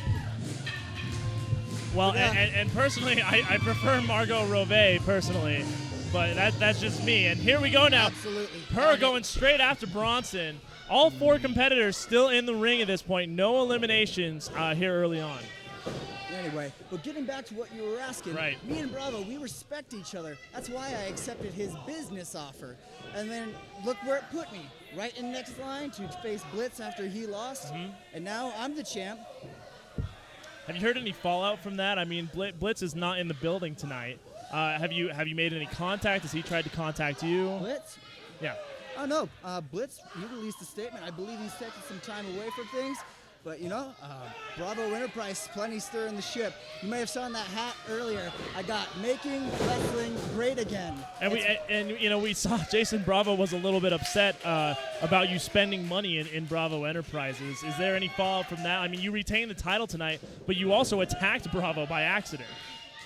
I attacked Bravo? You jumped out of the ring, and Bravo actually was part of the people that you fell on. So you're saying I hit other people? You did hit other people, but there was a casualty in Jason Bravo. Well, Bravo really needs to watch where he is out here. There was a time when I even told Gabby to stop coming out here.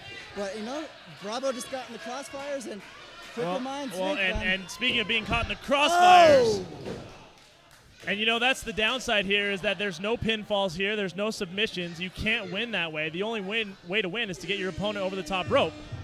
Absolutely. And you don't have eyes on the back or any other side of your head.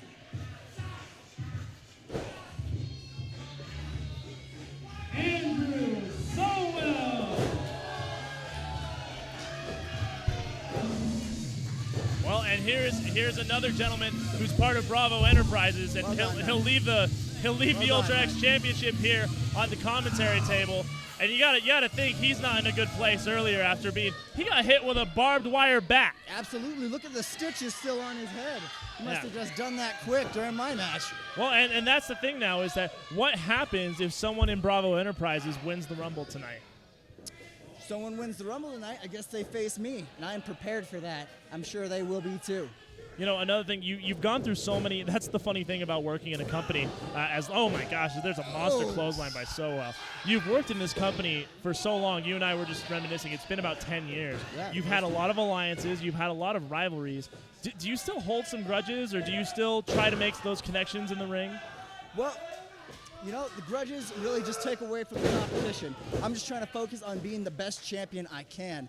Although I'd be lying if I said a little dig still into me because I didn't get to pin Valentino tonight. I wasn't expecting that triple threat, but hey, you adjust on the fly, and that's what a champion does. Definitely, I'd agree with that 100%. Able to take whatever comes his way. And, you're out here. You got to be scouting a lot of people. The nice thing about this right now is that I was mentioning this earlier during not the triple threat, but the Ultra X match. Yes. You have a guy in Andrew SoWell, right, who has been with UCW maybe a year at that, going up against a guy like Braydon Austin, who's been with the company for a little bit longer, but not necessarily as an in-ring role. These are a lot of guys that are not necessarily veterans in the company getting these title shots out here. Would you rather face an established veteran, a guy like Junior X or Paco, or would you rather face one of these new faces? I want to face the best in UCW. People are talking about a new era of wrestling in general. Who drew number 6? There's something new. Angel. It's talking about those new generations coming in, right? Exactly. It's 100% right. Warren Angel tonight making his Ultra Championship Wrestling debut. Absolutely. I've seen this guy a couple of times. He's rough, he's tough, he's from down south, and he'll hit you in the mouth. Native of North Carolina, making his way here to Ultra Championship Wrestling in Salt Lake City, Utah. And, that's another thing. You've been in the industry for as we said, 10 years. I promise those of you watching at home, about 7 or so. Yep. Out of all the opportunities that you've had, you've stayed at UCW as your base. Is there a reason for that? Is it just, the industry outside of Salt Lake? How does that work for you? Well, I've done some work out of state. As you may or may not know, at one point, for about a month, I was NRW champion out in Colorado. There you go. Some political stuff, sanctions. But, Utah is my home. The Rocky Mountains will always be my home. And you know, wrestling is a world that takes you all over. But you know, there's nothing like coming back to this packed building where we're all sweating like crazy because these fans just pack this place in. Yep, you're exactly right. You've got that 100% right. And, you know, as we look into the match now, 6 competitors have come out, 6 competitors still in the ring, yet to see an elimination here. Absolutely. As we're coming up on our number 7 entry. We're going to see who's about to break through. Looks like we got some groupings, but, nope, no one's going out yet. And, you know, I'll tell you what, even guys like Andrew SoWell, I'm surprised, despite the size, is still in this match. Well, you know, that size is just going to drag him down. The competitor who drew number 7, Well, you know, that side's just going to drag him down. After that head wound, he's not moving quick anyway. He's just got to be the weight. Well, I tell you what, man, I've been in a few of these things. I've never stayed for a long time. I've gone in, I've gotten out. That's kind of the point of this. But it's just interesting to see how many bodies you can get into one ring and see just how it all works out. Oh, absolutely. I mean, we're looking at some stacks, some triples, quadruple moves. I mean, anything can happen here. It's a free-for-all. You're 100% right. And, you know, James, you retain the title tonight. Is there anything specifically that you'd like to do with the heavyweight championship? Is there a length of time you'd like to hold on to it? Do you want to be one of those guys who's been champion again and again and again? Basically, I mean, what's the next move? You know, me, I'm all about maintaining. But the goal this time around, after the short-lived first heavyweight title reign, is you see that Ultra X title Andrew SoWell brought out here. When I was just a young pup, I put that thing on my shoulder 189 days and carried that division. Yeah. I think that's a good mark to shoot for with this heavyweight title. And, you know, I'll be honest with you. I've always been the kind of guy where I don't understand why I'm a 5-time champion or I'm a 6-time, 7-time. You know, for me, that means that you had to lose the title. Absolutely. Because not everyone can be a Shawn Michaels or a Seth Rollins or anything like that, and where it's, you know, you never lost it.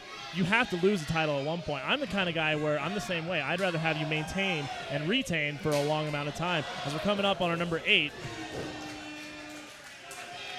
The competitor who drew number 8.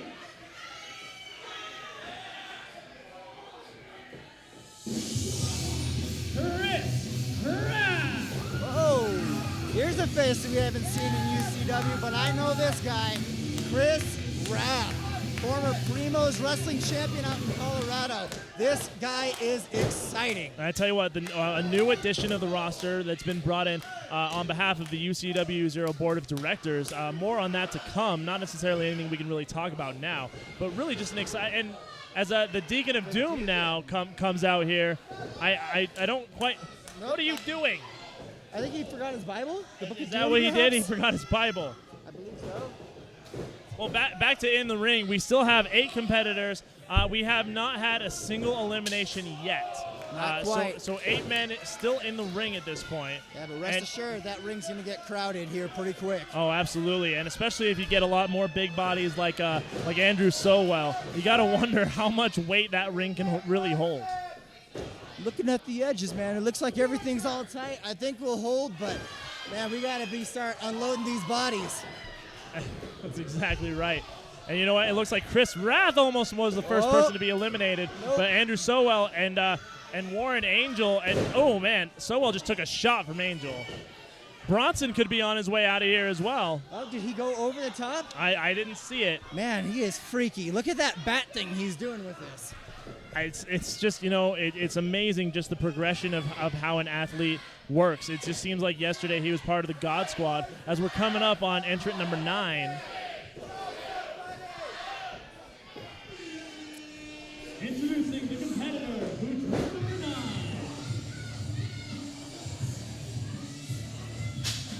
Jason Jackson. Here's a brawler. All right. Well, I can tell you one thing. If we don't see bodies flying, they're getting hit right here now. we go, right there in the middle of the ring. Jackson and Bronson going at it. These two had a match earlier where the HR Nightmare retained the tag team titles, but not after being, but before that, after that was actually attacked by Jeff Orcut and a returning Adin Reyes, who you've done some work with in your career. Adin Reyes and I we started training here at the same time. We, of course, been down our different paths. We were talking about making the rounds, doing different things. Me and Adin have tried to link up a couple of times, but you know, I just can't agree with no more heroes. These people are looking for heroes, and that's what I'm trying to do as champion. All right, now no heroes in this match as we have yet to have an elimination here. There are 9 bodies in this ring right now, ladies and gentlemen. And it looks like Chris Warren and, Chris Rath and Jason Jackson in the corner as Gabriel Busan. Whoa, little bicycle action. Exactly. Tommy Purr has Bronson up over and maybe eliminated, but the referee's going to say no. His feet did not touch the floor. All of these. Choppy. Yeah, exactly. They're serving up plates of chops in this ring right now. Everybody in this ring has one goal on the mind. It is to face Zack James at one point for the UCW 0 Heavyweight Championship. And I gotta tell him now, this is just the beginning. Introducing the competitor who drew number 10.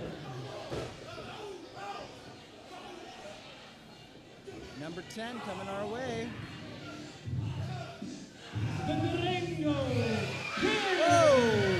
Hey, there's a face I haven't punted in a few months. Exactly, a former Ultra X champion, former UCW Cruiserweight champion, actually, back when that was a thing, and now he's going to enter this ring. We now have 10 bodies in that ring. We've yet to have an elimination, but Jason Jackson and... Yeah, bodies on the floor. You're right, but they did not go over the top rope. There wasn't an elimination. Let's see if these refs actually get these guys back in. We may see some shenanigans, but that's what the Rumble is all about. And you know what? It gets so much tougher. It's one thing when you're trying to win a match in the ring. It's an entirely different thing when you're trying to eliminate your opponent over the top rope and have their feet hit the floor. Oh, absolutely. You know, the main reason I wanted to be out here is this match, like you said, it's not like a singles match. This match is complete desperation. This is everything you got to be the last one in that ring. Absolutely. This is what guys do when they're in a corner. Absolutely, and you know what? You got to think Tommy Purr trying to eliminate Jason Whoa. Jackson. He's on the Jackson, ropes. no, Jackson stays in the ring. Ooh. And you know what? We still have yet to see an elimination. We're now getting ready to go on to 11 bodies in the ring here with the next entrant. Yep, this could be the first. I don't think I've ever seen it, but you think we get 30 bodies in here? You never know, man. Oh, almost. Oh, but it looks like Jason and Dante just can't get on the same page like they were a moment ago. One thing I will say is how impressive is Dante Acosta, who has come in at number 1, has a very injured knee, and is still kept in this match the entire time. Absolutely. Dante, as we all saw with his heavyweight title reign, is an ultimate opportunist. This guy knows what winning this match means, not just for an instant title shot, but as soon as he gets back into the fray after I beat him, and he's still a Rocky Mountain Rumble winner. You're right, and Los Mochi Paco and Jason Jackson going at it now in the ring. Here we go now, possible elimination. Dante Acosta trying to get Bronson. Oh my gosh, Bronson out. Yep. I didn't do my exercises. I'm sorry. The lips, the teeth, the tongue, the tip of the tongue, Josh. Exactly. Unique New York. Unique New York. There it is. Yep. But you know, I've noticed a lot of Dante going after Bronson and back and forth. These two still have some tension there, it seems. You know what? For the fans at home who've never been inside the locker room, there is still a heavy, uneasy tension in that locker room. There are a lot of people in that locker room who will hold a grudge or two. You know what, man? When I came into this place, it was almost like a family. This place is the Shark Tank. You come in, you smell blood, and you bite. Could Gabriel Busan be the first man eliminated? Whoa! Yes, he will! First one down. Gabriel Busan has been eliminated. Ring rush, just a little too much for him. Oh, and I'll tell you what, man. I mean, it's great to see him back here. I would enjoy seeing him still here in the future despite not winning tonight. Absolutely. This is a guy who was a staple in the Ultra X division, and I'd love to see him return. So Busan is the first man eliminated. We still have 10 competitors in the ring as we're getting ready to come up on our number 12 entrant.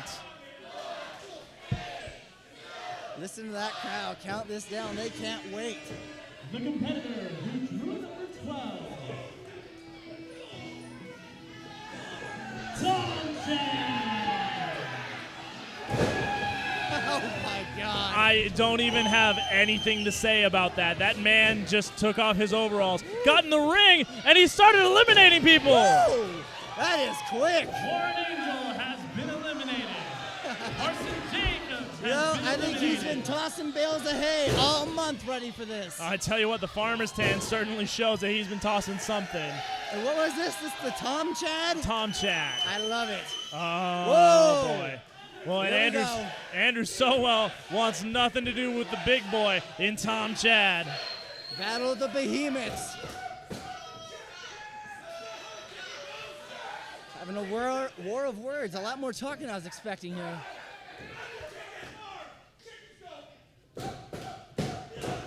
Are they debating on chicken noises? They're arguing over chickens. Oh, no! SoWell. So long for SoWell. Andrew SoWell Well. has been eliminated. Bravo Enterprise. Guess we just lost one. Well, one down, but you'd think that we'd still have at least one more member, right? Well, I mean, we of course do still have Bravo on the way. At some point in this night, you'd expect to see Jason Bravo. But you mentioned earlier, I hit Bravo. You did. You may have taken him out. He may not compete. I was just thinking that. I didn't see him backstage. I don't know what's up. Maybe he's in the limo or something. You guys have that kind of money, right? I don't know, man. I didn't see him pull up in a limo this summer. I said something about the card.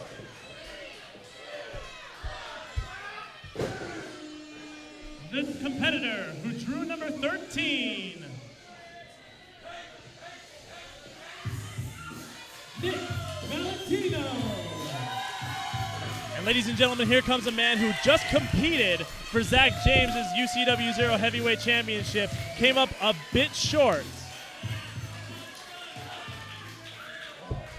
And you gotta, you're okay, man. Zack James, of course, scoping out the situation, thinking, hey, you know what, maybe a confrontation might happen here. But Nick Valentino taking his time now on the outside. What I would give just to punch him in the face one more time. Unbelievable stuff right here. We still have only had, I believe, 3 eliminations at this point right now. With oh no, I take that back. We've had 4 actually. SoWell's been eliminated, Busan's been eliminated, Jacobs and Angel has been eliminated. And look at this! This is something that we've been waiting for. Valentino and Tommy Purr going at it. Whoa! Yes, we got the former cross lovers. Yep, definitely still some tension there. The first homosexual wedding to ever take place in a wrestling ring, from what I've seen.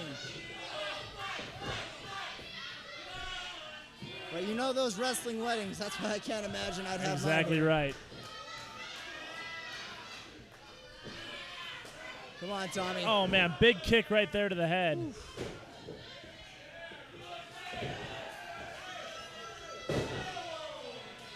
You know, you mentioned we have bodies stacking up in here, but these bodies are moving slower and slower with every passing minute. Exactly right.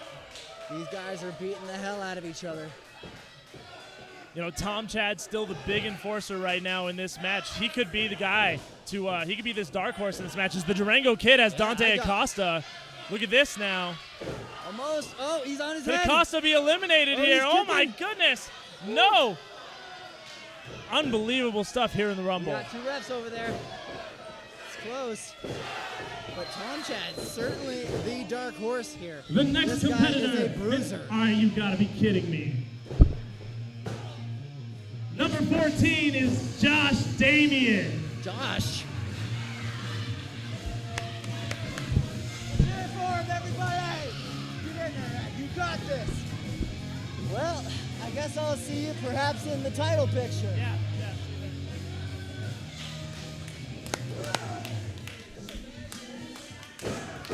Josh Damien. Hey, you might want to take that watch off, man. You gonna be able to do this?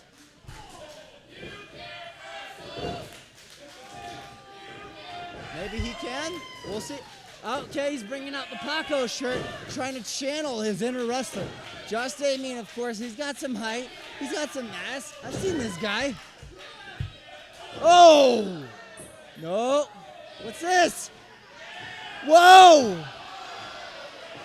And those long, long legs come to his demise. Just as quickly as he was in, out goes Josh Damien. Durango Kid now trying to pull up Tommy Purr. Tom Chat, he's just laying it into Nick Valentino. You know, after what I did, I can't imagine Valentino will be able to compete much longer. Hey, ref, get him back in there. Whoa, Bronson teetering. You got the Tom Chad, Dante, and Paco. Dante perhaps trying to throw some distraction. Oh man, I can't even keep up with this. Everybody is hitting somebody, and somebody is going down every which way you look. Oh, stacked. Some brutal shots here. But this isn't how you win the match, guys. We're gonna see some groupings, some guys flying. But man, they gotta start clearing this out. I can't wait to see who I'm gonna be facing. Adam Reyes. Another dark horse here. I had no idea he was gonna be here, but to be honest, I don't think anybody in UCW could have anticipated this. The outsider, the one who's proud not to be a hero.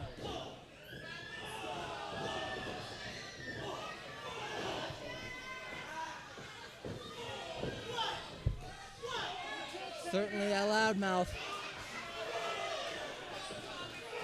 Ooh, heavy shots flying all around this ring.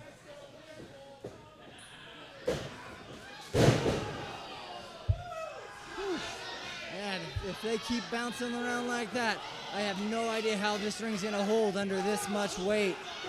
These guys are all just going for it.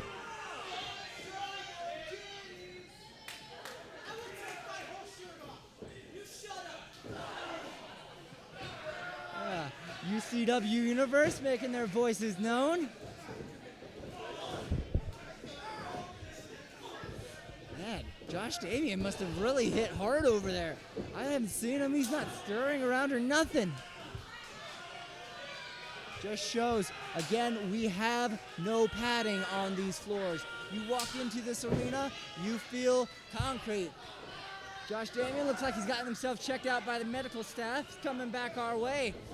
How's that concrete floor? It sucked. Thanks for asking. You know, I thought you had a tag team partner in there. It seemed like you had the strategy with the shirt and everything. Introducing the competitor who drew number 16, Manny Fresh.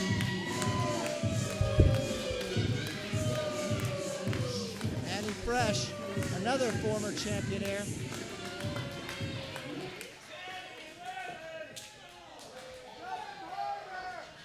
Crowd's letting him hear it.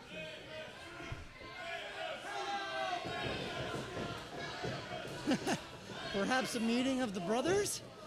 Yeah, these guys started again around the same time. So many guys around here are so familiar with each other. That's what makes this match so dangerous. There's already the unpredictable elements, but now you throw in the guys who know each other so well.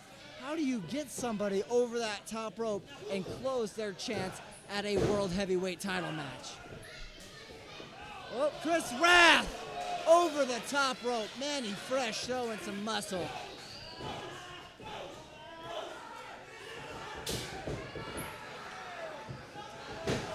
Everybody just pushing, grinding away for that last inch to get someone over.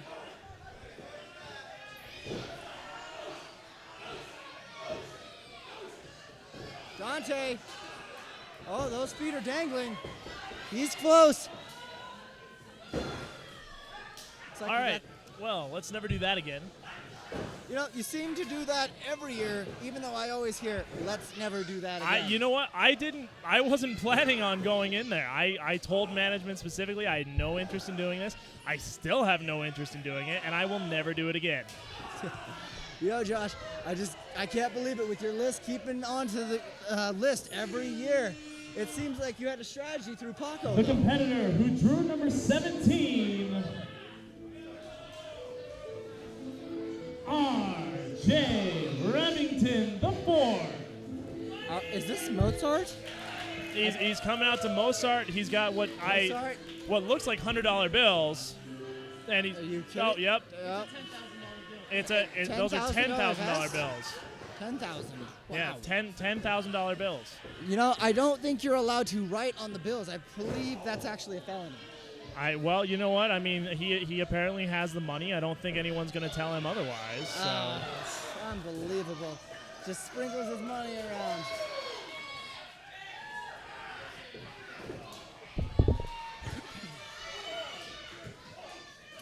RJ Remington perhaps trying to gain some support. Oh, Manny Fresh not having any of it. Well, Manny Fresh throws RJ Remington back into the ring.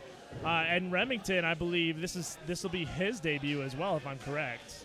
Remington, he's had a couple of spots here and there, but this is his Rocky Mountain Rumble debut. Rocky Mountain Rumble debut! Oh! Tommy Parr! Oh, wow. Okay. Hey, tastes like money, doesn't it? It certainly tastes like something. Yeah, perhaps it tastes like Valentino still. Oh, and look at this now. Jason Jackson and Tommy Purr in the same place. Purr is actually on one foot. Jackson. Purr hasn't been eliminated. That is right. I think Tommy, he has not touched both feet to the ground. And he has it. Someone is tying Purr's shoe. Well, I mean, if you trip over a shoelace, that's one way to throw yourself over a top rope. I see this as good strategy by Purr. Introducing the competitor who drew number 18,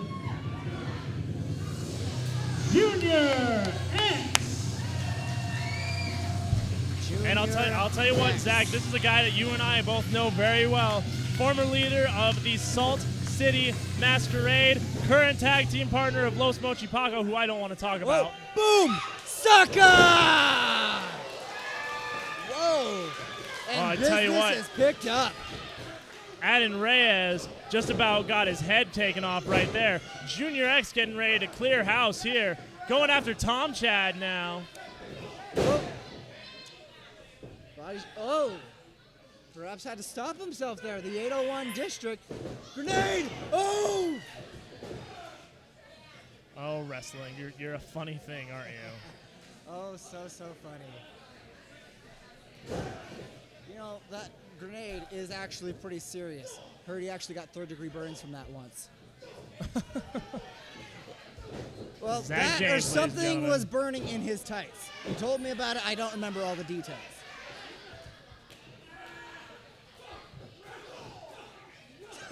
Paco stuffing the dollar bills in RJ Remington's mouth and shoving them down with fists. Valentino just seems to be walking around. Is he? I thought he was out. Bronson. Oh, this Tom Chad. Oh, look at this now. Tom Chad, unbelievable sidewalk slam right there. Unbelievable strength there. Bronson trying to just scurry away, but Tom Chad was not letting him away.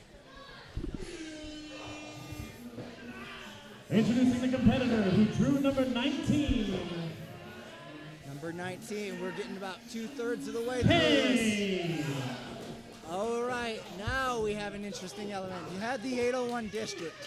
Now you have the reign of insane. And if things weren't crazy enough. Oh. Whoa! Did Cade just eliminate Bronson? I think so. I think it was an accident, but I think he eliminated Bronson. Bronson, I mean, this guy had a breakthrough year. Unbelievable. And the audience now clapping Adin Reyes, who had a hard time getting up after that shot from Junior X. He's been taken to the back. Hopefully medical professionals will take a look at him. Yeah, real cute there, Bronson. And you know, Adin Reyes was talking about how the No More Heroes are here to establish a name in UCW. I think he just got a taste of what's to come. Absolutely.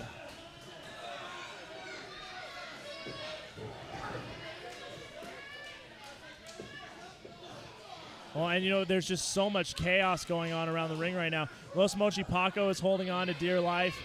You know, you've got the Durango Kid in one corner. RJ Remington, the fourth, still hasn't been eliminated as he hangs out on the outside. These guys know what this opportunity means. They're all fighting for it. You know, I wouldn't even be surprised if Cade meant to eliminate Bronson, though. Absolutely. Oh, that right hand.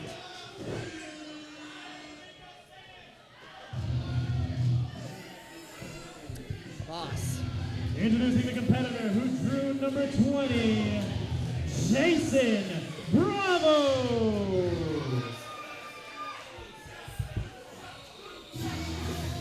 Well, and here he comes. This is the guy, Hey, a former heavyweight champion. I gave him a hat. You did. I think you've given it to him a couple times. I'm starting to think he doesn't like the hat. Listen, Bravo told me the mission was to make wrestling great again. I got the hat specifically for him. His mission statement, man. Bravo knows the business. We just putting the entertainment together.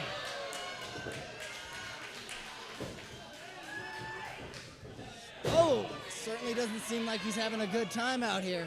Valentino wailing a wail on him.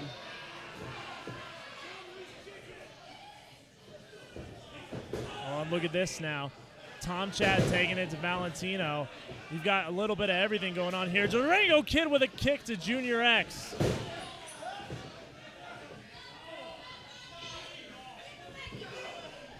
Bravo now trying to throw Paco over the top rope. Oh, big knee to Dante in the corner. Oh, man, everywhere you look, someone's holding on to something. They are making it hurt. Absolutely. You know, Dante Acosta, the #1 entrant in this match, has lasted through 20 competitors. You gotta wonder, would Jeff Orcut be in the same situation had he lost the match earlier? You know, and I think that Orcut really showed that he's here to stay. But, you know, Dante is always a wild card. You can never count him out. Absolutely. Former UCW champion there as well. Under circumstances, I mean, I'm not one to badmouth the commission, but, I mean, there's a reason it's resolved now. Especially when you look at guys like Valentino who are running. Well, and now we see the first female competitor of the evening in Paradise. Very interesting. You know, she is an amazing competitor, very flexible, very agile, very innovative. One of the longest reigning women's champions that we've seen in quite a while. And what Los Mochi Paco grabs a chair, puts Paradise in the chair. What Paradise hasn't even gotten in the ring yet. Are they? And now Junior X, what? These guys haven't been eliminated. I don't. Throwing the garter belt now into the crowd. Unbelievable. These guys are all about having fun. Yeah, they're all about something. But you know, I think Paradise is going to take an exception to that. She hates being profiled by her size. Absolutely. You know, that's the nice thing about it is that Paradise can run with the big guys despite her size, and she's still able to hold on to the championship as long as she has for a reason. Certainly. One of the best tricksters. Watching film with Gabby, I've studied her, and I would be interested to see how we'd fare one-on-one. Perhaps a women's title, heavyweight title, super match. Well, I'm sure the UCW Board of Directors is listening. They'd be very interested in something like that. And now as so many competitors still in the ring at this point. Tom Chad, Nick Valentino, Junior X could be on his way out via Jason Bravo. Absolutely. You know, we've seen a number of eliminations. I believe Tom Chad's leading the way. We also got Bravo's got some eliminations, I'm sure. Dante, he's had to have get someone at this point. There's just so much action going on. Introducing the competitor who drew number 22. Guerrero Azteca.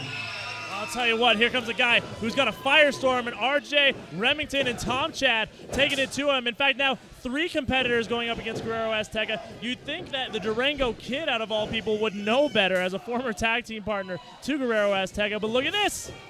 Bye, RJ. Oh, there he goes. He is fired up. RJ Remington has been eliminated.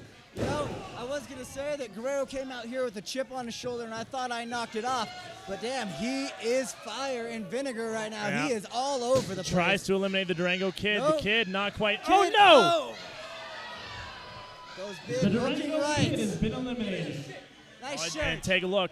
Take a look at what's going on in the ring. Tom Chad and Guerrero Azteca now one-on-one in the ring. Big elbow right there from Tom Chad. Look at this, Guerrero. You have to know Guerrero. Oh, boy. One of the only guys who could do this. Oh, man. What's going to happen here? Up and over, Guerrero Azteca. Unbelievable.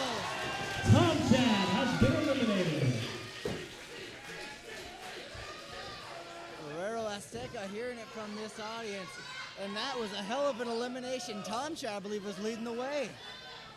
You know, you're exactly right. That he could have been the dark horse in this match, but I have a feeling that there will be plenty of him to return as Junior X and Manny Fresh and Los Mochi Paco are taking a break in the corner. But still lots of action going on now here in the ring. Jason Bravo going to work on Guerrero Azteca. Los Mochi Paco and Nick Valentino now going at it. Oh, wait a minute. What does Los Mochi Paco have for Nick Valentino? Whoa! Whoa! And this is the competitor, who's number 23.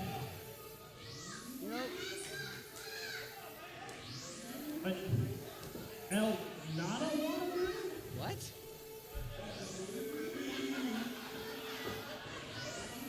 El Not a Wanna-Do.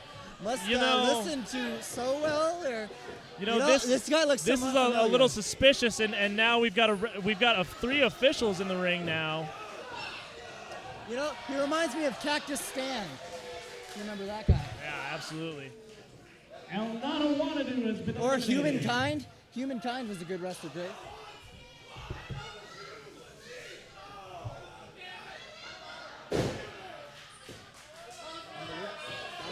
Seems they're calling us all in. I guess I have a responsibility. They're asking me to help. Ladies and gentlemen, per order of the officials, the Rocky Mountain Rumble has been stopped due to injury.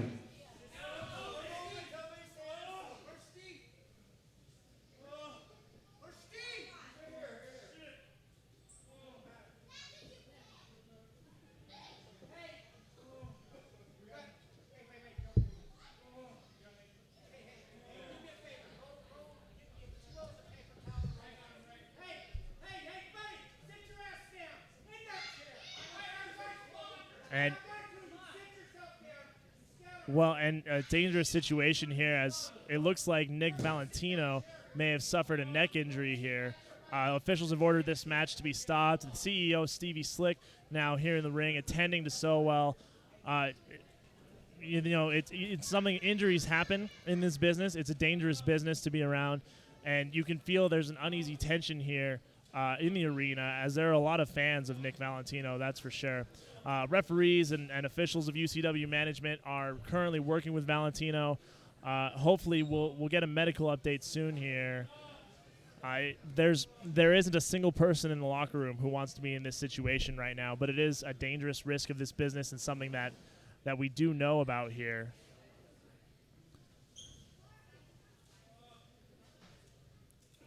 You know, what you really hope is that it's something simple, something temporary, something that is not lifelong, or something that would take him out of action for a long amount of time.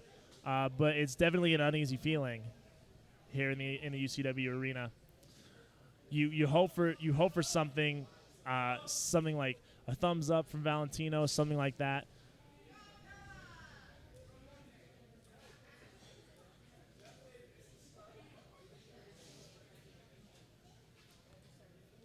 You know, the most important thing is that if it is a neck injury, which is what it appears to be, the Mexican Destroyer by Los Mochi Paco is a very dangerous move. And lots of men have taken it.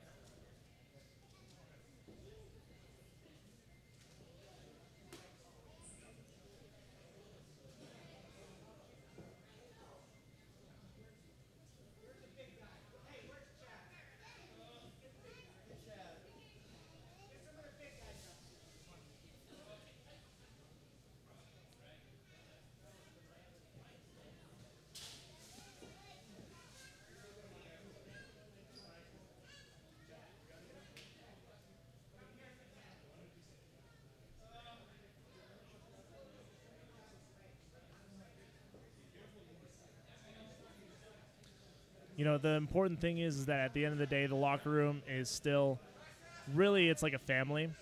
It's 100% camaraderie. No one wants to be in this position. No one wants to go to the hospital. Everyone wants to go home. As Nick Valentino gets a round of applause here. Hopefully, the medical team can get back to us and we can find out what what the injury is, how it is. And now as things start back up here, this match has not officially been restarted yet.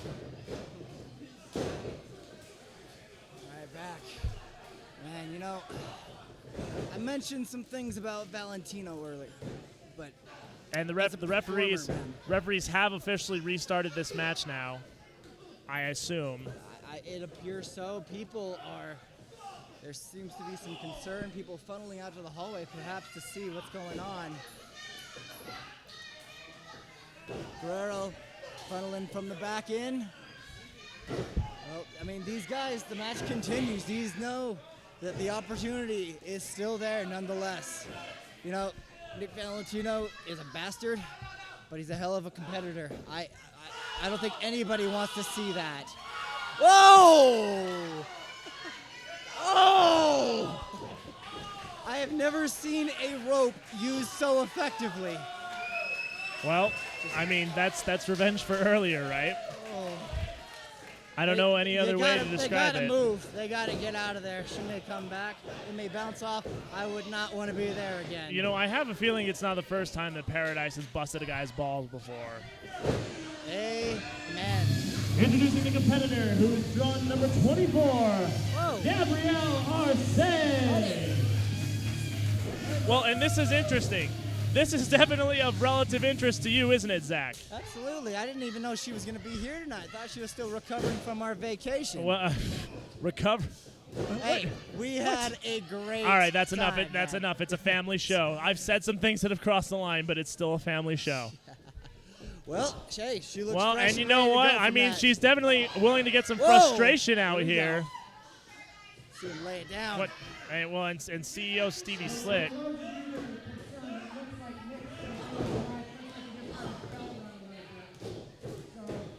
Stevie Slick, our first responder, giving us a little update on Nick Valentino's condition. Sounds like things are kosher, that they're taking care of him in the back. You know, maybe a horrible guy, but he's a hell of a wrestler. Well, and you know what? There's just so, you know, it's weird how something like that can just kind of suck the vibe out of a place. But I think there are still a lot of people who are still really concerned, especially something like that, as serious of an injury as that is. Of course. You You know, it's not every day you see someone go down like that. No, absolutely not. Just absolutely breathtaking, to say the least. Guys are fighting out. Oh, we got... Well, and the girls are smart here. Well, they're staying low to the ground. Yeah, well, I mean, it's not... And Guerrero Azteca looks like he's enjoying all of this. Under the feet. What the hell is this? Introducing the competitor who drew number 25, Demetria. Okay, one of the newest of the UCW training school. Couple of months of experience, and like so many, making her debut in the Rocky Mountain Rumble. You know, and it looks like Demetria gonna take things to the women's champion, and that might not be the smartest idea. You definitely don't want to get between these two if you can. She is learning quick. This Yep. women's division doesn't mess around. We have no divas here. Absolutely, 100% right. Well, I mean, except for Tommy Purr. That is true. We have the man diva. Yep, that's right. Oh my God! You know a chop is bad when the entire match stops to watch. That was a gunshot. Nothing short of a gunshot exploding in that young girl's chest. Oh my gosh! And now look at this. Now, up and over the top, and see ya. Demetria has been eliminated. Well, and perhaps some hazing from the women's locker room Well, here. and you know what? The two It's- time-tested females It making was- quick work of the newbie. It was, hey, thanks so much for coming, and see you later.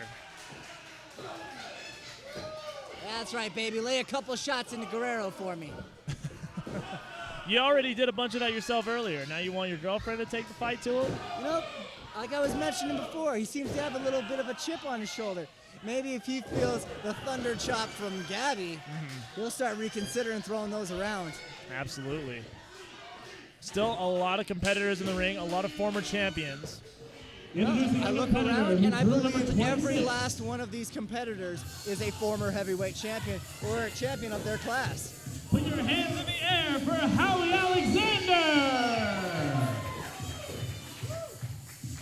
Well, and Howie Alexander, who has been a little bit of an off and on competitor in a sense, but is here tonight for the Rocky Mountain Rumble. The first deaf wrestler, at least in UCW, possibly in ever. Certainly. And you know, this guy, even though he's not putting out the big noise or trying to say, let's go, these people have an energy from him. You're He exactly feels right. that energy. This guy's senses are off the charts. Well, I think that's going to pay into his respect. I mean, he's got eyes in the back of his head, apparently. You know, there are a lot of people who, in his situation, would not follow their dreams like he has. And you got to give it to him. It's honorable that he's able to do that. Understandably, completely. You know, utter respect for the guy. Saw what he wanted to do, said, no one is stopping me, and is doing it. Well, and your boss is getting lit up. Damn, this is worse than the Christmas party. Oh, Josh, you were there. Yeah, I was. Anyway, moving on. And look at this now. Manny Fresh, the former champion, is getting 2 girls taking him down. Unbelievable. I think this may be the first time 2 girls have taken down Manny. Yeah, probably. But it won't be the last. Oh, wrestling. Oh, bravo. Looking to send our #1 entrant, Dante Acosta. Amazing how he is held out here. All right, I got to keep an eye on here. 801 all over Gabby. Well, you know what? And you know, after last show, that Eiffel Tower, I'm still not so pleased with that. Introducing the competitor who drew number 27, Owen! Whoa! Well, and I'll tell you what, here's a guy that I have been really excited to watch step into the ring, mostly because he could probably step, over the top rope and into UCW 0. Probably one of the bigger guys on the roster, no doubt about it. Unbelievable. 7 foot tall. You know, I'm pretty sure they found this guy north of the wall. Or at least they saw him over the wall, right? Something like that. Maybe he saw us over the wall. I don't know, man. Maybe he just came crashing through it. But this guy is ready to shock UCW, and with a size like that, it's awe-inspiring. Could definitely send some guys flying, like you just said. Cade over. Cade! Cade! Oh, man. Cade has been eliminated. Just a quick brush of his claw, and there he goes. Well, and you know what? Lots of competitors still involved in this match, as I believe Paradise has also been eliminated. Howie Alexander has also been eliminated. Well, no, I stand corrected. Paradise is still in this match. Paradise still in. Howie Alexander. Oh, no! Cade. Wait, only 1 foot. No, only one.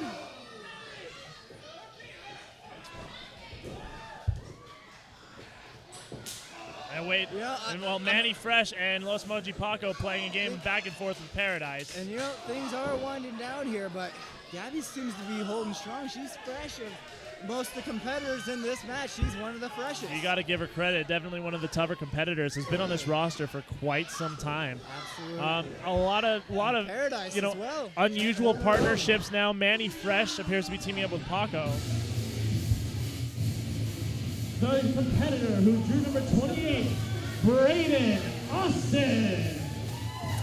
Braydon Austin.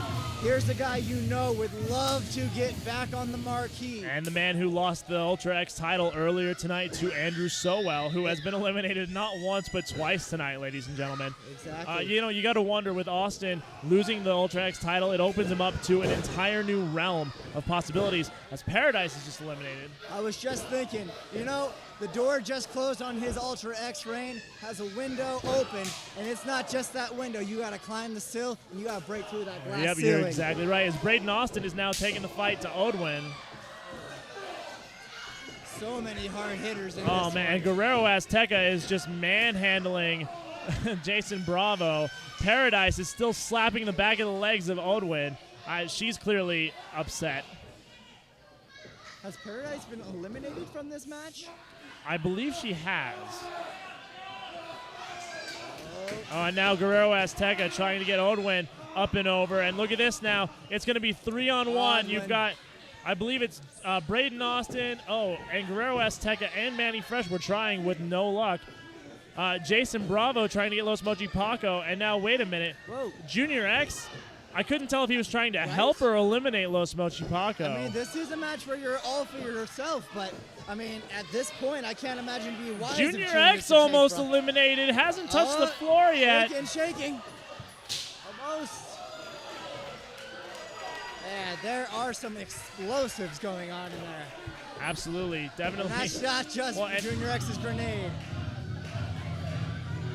The competitor who drew number 29, the Deacon of Doom. Deacon of Doom. Man, I love this guy. The retired. Hey, I got your job tonight. This can only go one way, ladies and gentlemen, and I think we have an idea. Oh, geez. Oh, here it comes.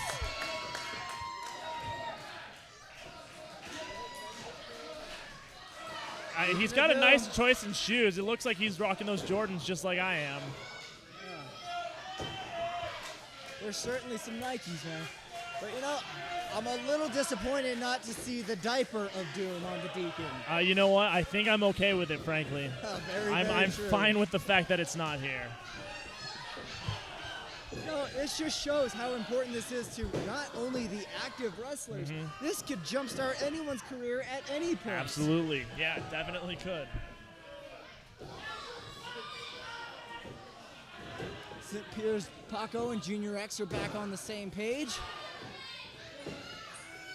Braydon Austin laying some shots into Bravo. Oh, yeah, just and Bravo. Perhaps the biggest size difference I think I've ever seen. Odd One next to Paradise. Well, and it's not like Odd One is necessarily picking this fight. It's Paradise who's constantly going after him, who in comparison looks like a mosquito. Just short of it. Yep, exactly right. Well, and the Deacon of Doom now with shots in the corner right there. You know, you were mentioning it throughout, but I'm gotta say, I am impressed. Dante Acosta is holding out to this point. Yep, exactly right. Acosta, we've gone through, I believe, 29 competitors at this point, and Dante Acosta is still in this match. I'd be amazed. I mean, that's gotta mean that. The competitor who drew number 30, Jeff Orcut. Here comes No More Heroes on. Well, and this is interesting. Dante Acosta has now gone through 29 competitors officially. Jeff Orcut is number 30. Dante Acosta was number 1. You got to give Acosta some credit here. And Orcut now enters the ring, and here we go. Fists are flying, but you got to know, 45 minutes in this match to this point. Dante Acosta can't hold out much longer. Both men with some shared ideas. And, you know, that's the thing I was saying earlier. Super kick! The thing I was saying earlier kick! is there are just so many similarities. Super kick! Jeez. Super kick! It's a party! Oh, one more. No. That knee. Oh! Dante Acosta has been eliminated. And at just short of the hour, Jeff Orcut certainly showing he is a force to be reckoned with. Well, and now Los Mochi Paco is getting chops. Yeah, Paco's maybe having fun, but that's fun for me. After that last show, I can't feel bad about that. Hey, hell of an effort, kid. And Dante Acosta now. Stumbling over the table. Came in at number 1. It was an impressive display, to say the least. Man, rest that knee up. That is hell. How he can stand right now, I don't even know. Lots of competitors still in this ring. Still have more competitors to come, believe it or not. Yeah. Keep moving along. Next year, Dante. You know, I almost forgot. This does make me a target. Introducing the competitor who drew number 31, Certainly does make me a target having this gold right here. Well, and this guy might have one of the worst attitudes I have ever seen. And that just goes to prove it right there. You know, Josh, you're a college-educated man. I You am. can help me brush up on my Spanish here. See. What does Pepe exactly mean? And why is it Lil? You know, I just don't think I can go into it Is on this a like television a barrio broadcast. thing, or is this from original back in Mexico? You'd have to ask Los Mochi Paco, to be honest with you. You'd have to ask. He would know a lot better than I would. I don't know if Pepeville is around Mochiville, but I'll take your word for it. Yeah, well, you never know. But who still has yet to get into the ring, and the Deacon of Doom is still in the ring, going up against Jeff Orcut out of all people. And look at this now. Oh, The Deacon still holds on.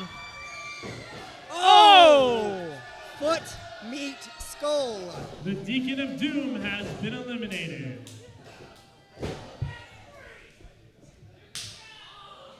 My God. You know, just hearing the sounds of those, thinking I may have to face my future wife in a title match. It's entirely possible. I mean, that's one of the things that could definitely happen here. Absolutely. You know, it'd be quite amazing after all this time. But, you know, there's still too many big guys in here. I'm not looking past anybody.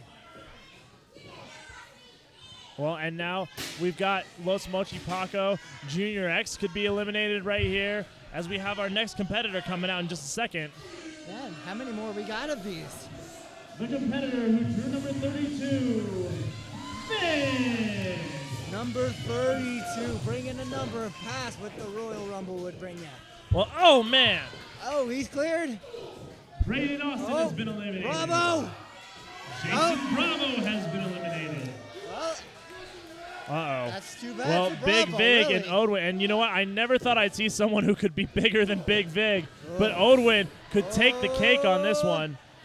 And look at this now. Kick to the They midsection. got some bombs flying. Hey, tough break there, Bravo. Oh, Hey, brush it man. off, man. No worries. I'm still the champion, remember? I'm still the champion. We're good. And Zack James exchanging words with Jason Bravo Bravo, here. I mean, he looks disappointed. I don't know why. And now Jeff Orcut and Big Vig are going at it here in the ring. Look at this now. Oh, my gosh. Orcut just threw off the flight path of some airplanes. You know, I think that was the closest to seeing an eclipse we're ever going to come indoors. Yeah, Orcut just became an unidentified flying object. And look at this now. Big Vig throws Orcut out of the ring. flying to the floor. Jeff Orcut has been eliminated. And Lil Pepe still has yet to enter the match. If we can talk about that. Pepe, he seems to be more interested in conversing with the referee. You know, these guys, they keep trying to get these breaks, but Everyone has no breaks from me. Oh no! There we go. Too bad, honey. Has been eliminated. The final competitor in the Rocky Mountain Rumble, Dallas Murdoch. And I'll tell you what. I knew he was going to be competing. Whoa, I knew he was Deacon. going to be the guy. And the Deacon of Doom and Jeff Orcut are now going at it out here. Wow. What is But this? Dallas Murdoch is my pick to win the Rocky Mountain Rumble. Oh, and that's why. Size 13 across the face of Lil Pepe. You know, I got the stomp, but that boot, man, straight through Pepe. No wonder he couldn't defend himself. Oh, big clothesline right there from Dallas Murdoch. Only 5 men in the ring at this point, I believe. Certainly. You've got Guerrero Azteca, Junior X, Los Mochi Paco, Manny Fresh, and then Dallas Murdoch. Yeah, we've certainly cut through the thick here. Nothing but heavyweight champions left. And there goes another. Fresh has been eliminated. The final 4, we have the 801 District, Junior X and Paco both in. We have the freshest man, the certified badass and brawler brawler. We've got Dallas Murdoch and the Aztec Warrior. You got to figure Guerrero. out what's gonna last longer because you've got Junior X and Paco. Unfortunately, they've been the longest in this match, the longest. Guerrero Azteca already went through hell earlier tonight. Dallas Murdoch, this is his first time we've seen him in the ring tonight. Guerrero certainly fighting out of that corner, literally quite now. Yep, you're exactly right.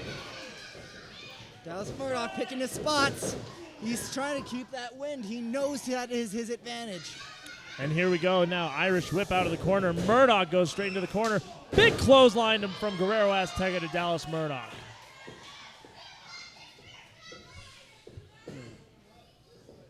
Murdoch trying to shake some cobwebs loose. Certainly got rattled. Well, and you know what? It's almost like a tag team match here. Dallas Murdoch and Guerrero Azteca versus the 801 District, who definitely have this one. I don't want to say in the bag, but it's pretty dang close. You got to realize that I know Dallas certainly realized, and he got the message to over to Guerrero. The 801 is going to team up every chance they get, especially as it breaks down. Absolutely. Guerrero Azteca, now an Irish whip from Los Mochi Paco into the corner. Paco counters. Uh-oh. Guerrero Azteca now has Los Mochi Paco on his shoulders now. Paco is trying to, well, and look at this here. Wait. Oh, my gosh. And Guerrero Azteca, I think, has been eliminated, but Guerrero Azteca has Los Mochi Paco. What? Are they both out? Well, Azteca's been eliminated. Guerrero Azteca has both been feet eliminated. touch the ground. Those long legs not paying to his advantage this time. Yeah, now you got to wonder, these two, are they going to act as a tag team here against Dallas Murdoch, and then it's going to be a one-on-one between those two? I can't imagine we'd be seeing anything different. Well, and what? Wait, Los Mochi Paco just tried to eliminate Junior X. Paco perhaps realizing this is everything. Oh! And the scraps go to Dallas Murdoch. Has been eliminated. We are now seeing the two most tested veterans in UCW. Paco, the man from day one as part of this whole deal. I mean, the place is literally Paco's place is the sack bar. And then you have Dallas Murdoch, multiple-time heavyweight champion. I would love to face him again. Well, and I'll tell you what, now a sign of respect being shown here. And Paco trying to get the easy way on Murdoch, but no one home there. Beautiful clothesline by Murdoch. He is the toughest SOB this side of the Mississippi in this industry. That, and you got to think, that weight that Dallas Murdoch got as being the final entrant has got to be playing in his favor right now. Paco perhaps a little sluggish. Well, and you know what? Dallas Murdoch going to try to get Los Mochi Paco up and out of here right there.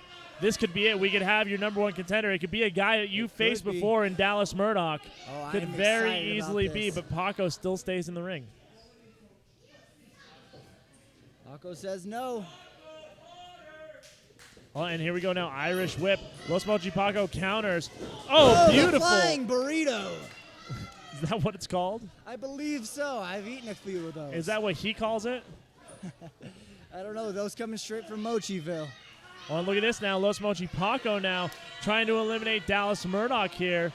Los Mochi Paco could be the new number one contender, but Murdoch hanging on right there says no, not today. It's going to take a little more than that.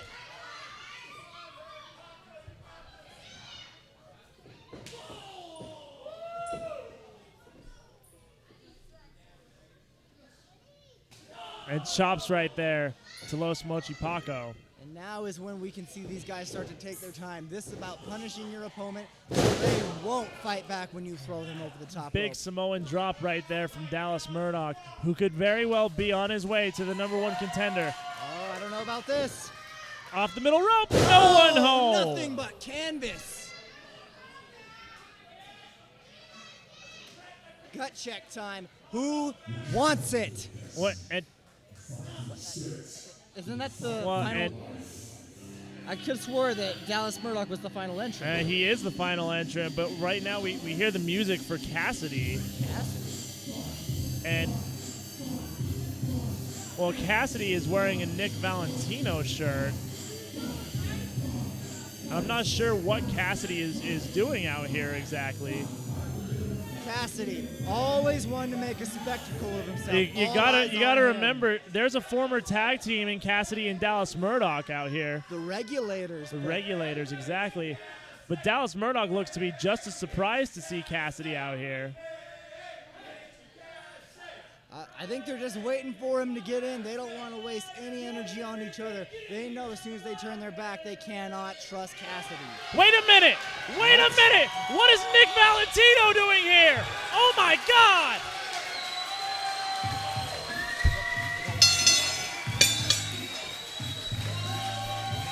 That's disgusting. No way! I cannot believe this. That he would stoop this low. I mean, We all felt bad. This is official. for that. Are you kidding me? Hey, wait a minute. What the heck is going on? You told me you were seriously injured.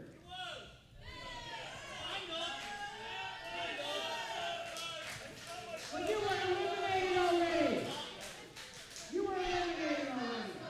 You want to talk? No, he's going to the top and bring that back. Whoa. You guys stay out of here. Hey, you guys stay out of here. Obviously, Los Mochi Paco, Dallas Murdoch, very upset right now. I want to hear what Slick has to say. You probably are going to think stupid. All right. What kind of stunt was that you pulled? Unbelievable. The commission up to its old tricks. That is disgusting. What you did, you made everybody in the audience feel that you were seriously. I thought you were seriously injured. You know, this just tells me next time I think to stop with Valentino, nope. Well, I've got some news. I've got some news for you, buddy. You think you run the #1 contendership? Oh, yeah, you think so? Well, I don't like the way you won it. What do you think about that? That's cheating. These guys, the last 4 guys that were in here that fought the whole damn time. They put their life on the line. Yeah, I know who was last. But there was a final 4 in here that battled it out. So I'm going to have, you know what? Yeah, I got a little milk too. Hey, this is what I'm going to do.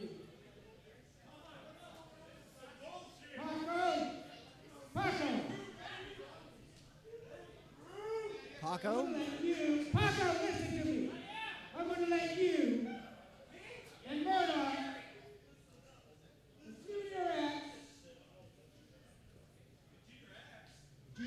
Junior X, one of the final 4. and Guerrero Azteca Another final member. have a 4-way match in July.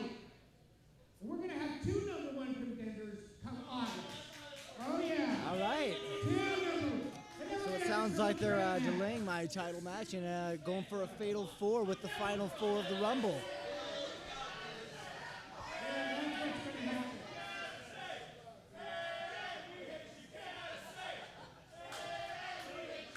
Where's Mr. James? Mr. Zack James. Mr. Zack James. You know, he needs a match in July since you're not going to be wrestling him. I just told you. Right? You're just waiting time. Maybe I'll have something for you. So we're going to have Mr. Bravo and Mr. Zack have a match. So that's what's going to happen in July as well.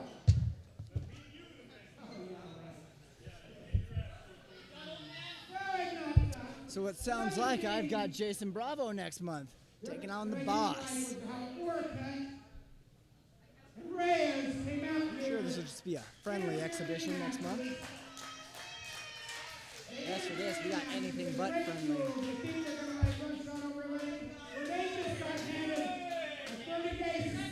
So you will not be seeing those 2 in July. And they'll be bringing you a good match in July. Anybody here ever watch Lucha Underground? I got my eyes on you, Valentino. Anybody here ever watch WWE Talk? Well, I think what we're going to do is we're going to have Marty the Marth Martinez from Lucha Underground. Martin Martinez coming back. We're going to put him against, when he was also on Tough Enough. And one of the guys who was on Tough Enough and also has done some Lucha Underground is Eric Watts. So we're going to do Eric Marty Watts. and Eric Watts. And knockdown drag out match. The Afro Bomb is coming back to UCW. Absolutely. Now,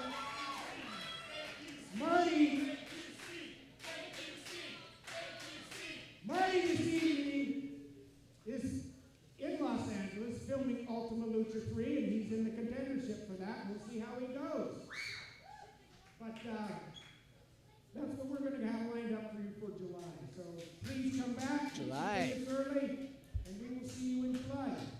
Well, from all of us here in Salt Lake City, Utah, Ultra Championship Wrestling has a bright future ahead of it. Thanks so much for watching, and we'll see you in July.